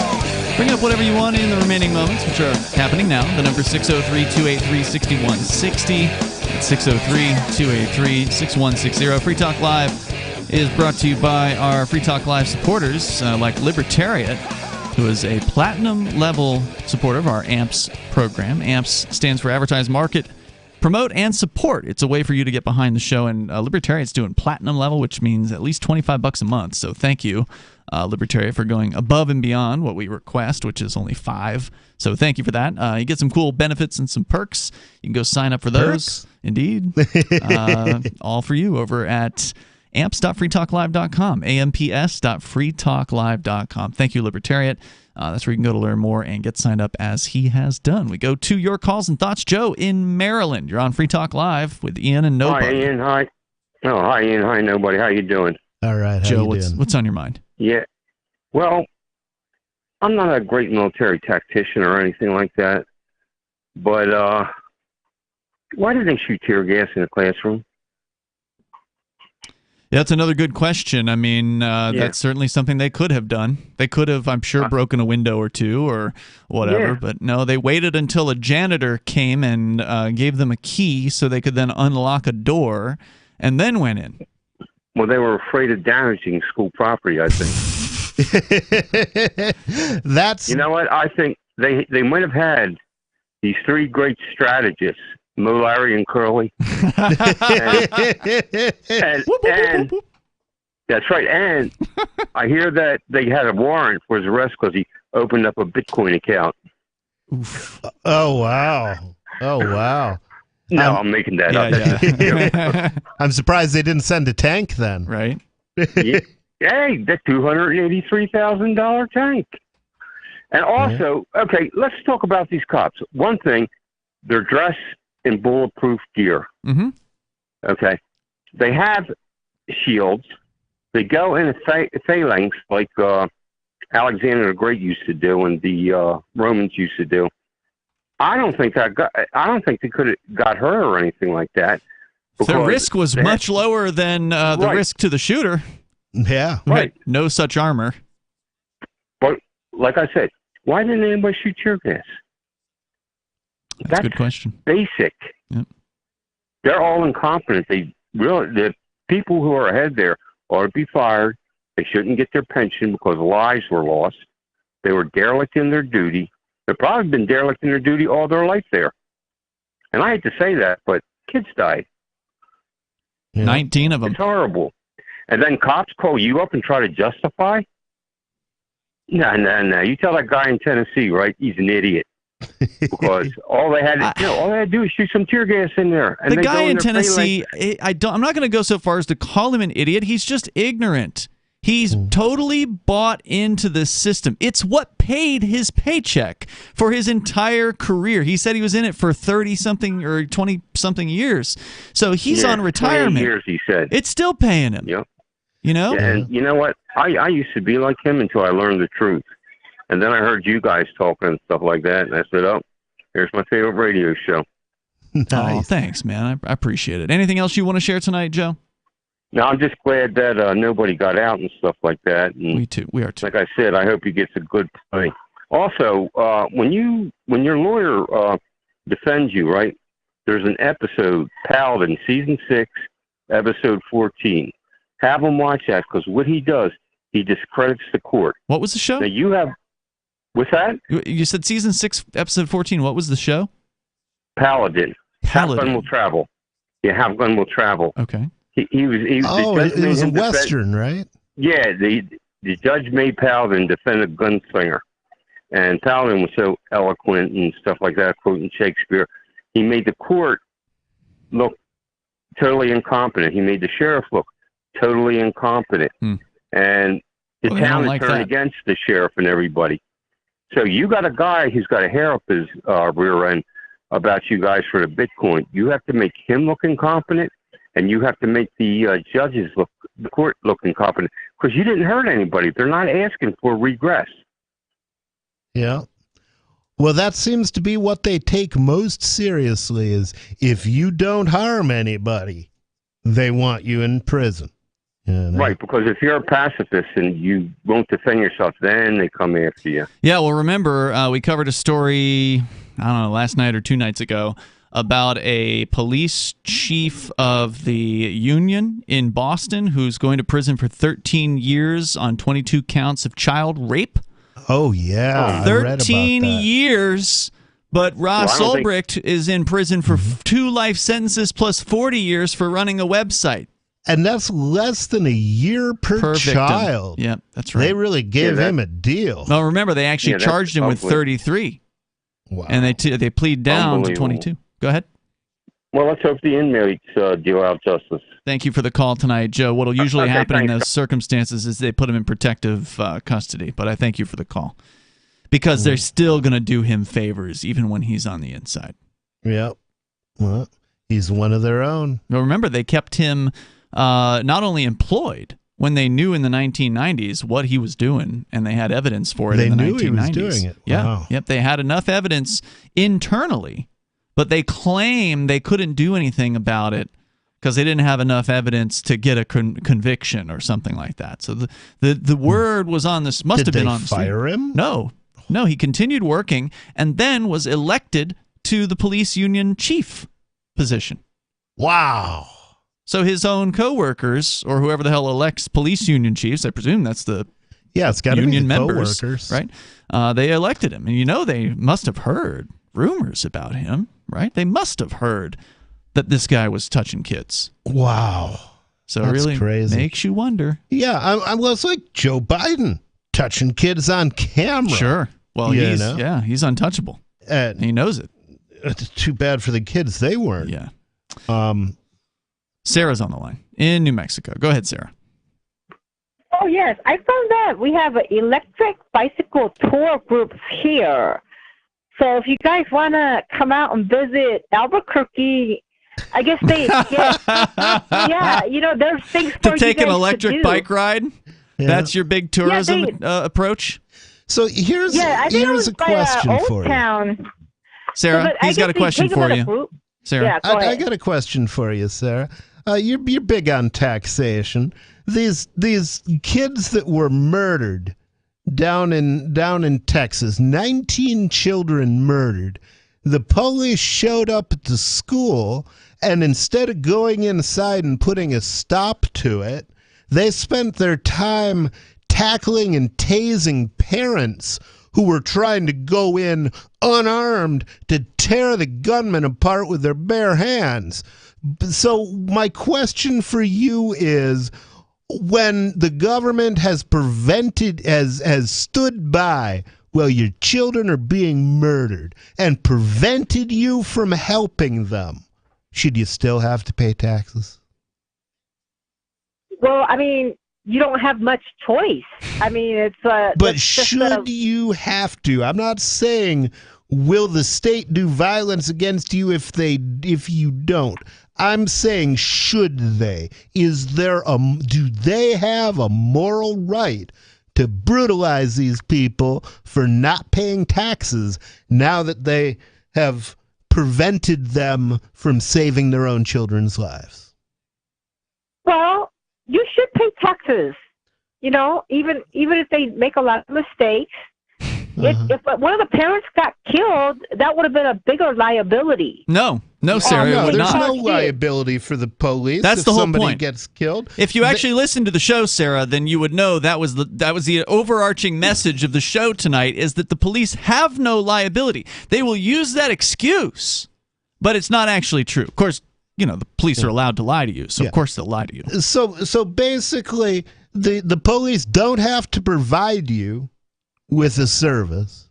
You don't have to want their service, but yet you still have to pay for their service. So I'm trying to understand the moral justification for forcing somebody to pay for a service they don't want and didn't receive. You'll never get it. You'll never get a moral justification for that. I think Sarah's answer, though, the first answer, was closer, or the most honest answer compared to the cop that called in earlier, where what did she say? Like, well, you pretty much have to, or something like that. The first answer. That's pretty honest, right? Like, yeah, she understands. You've got to. They're going to hurt you if you don't pay, because it's a criminal enterprise. And I realize some of them believe they're good people and do try to actually help people. There are some cops who will actually try to help somebody in need. They do exist, but they're just not obligated to. And if those parents had gone into that school and one of them had gotten shot or two of them had gotten shot, they would not have been able to sue the cops for anything. The cops have no liability. But they would have been happier than they would have with their children dead. Yeah. We'll see you tomorrow. If you want to know the latest about Free Talk Live before we go on the air, all you need to decide is how you want it delivered. It's your choice. Visit news.freetalklive.com to receive our usually weekly news updates by email. Plus, we have a Twitter account at twitter.freetalklive.com, and you can follow us on the decentralized Mastodon platform at toot.freetalklive.com. So please follow us at toot.freetalklive.com and sign up for our emails at news.freetalklive.com. Do you feel like your nation, state, or community no longer holds your values? Have you dreamt of a place where people agree that liberty is important and are free to pursue their projects so long as they respect the property of others? There are many people just like you that are discovering freeprivatecities.com. Their social media links are at the upper right of the page at freeprivatecities.com. All skill levels will be needed when the first of the Free Private Cities opens. It's sooner than you think. Stop arguing and build. freeprivatecities.com. I'm crazy about My Magic Mud. This is the most important oral care product created this millennium, and I'm not kidding. We all have different opinions on politics and issues, but we all have mouths. And I want yours to be as clean as possible, with teeth as bright as they were meant to be. I will never be without My Magic Mud. It's a little surprising, but man, does it work. If you only listen to one thing I say ever, go to mymagicmud.com and get 20% off with code FTL. mymagicmud.com, code FTL. There are lots of ways to listen to Free Talk Live. Our podcast has been around since podcasts began, and now the FTL feed is loaded with content besides our full show.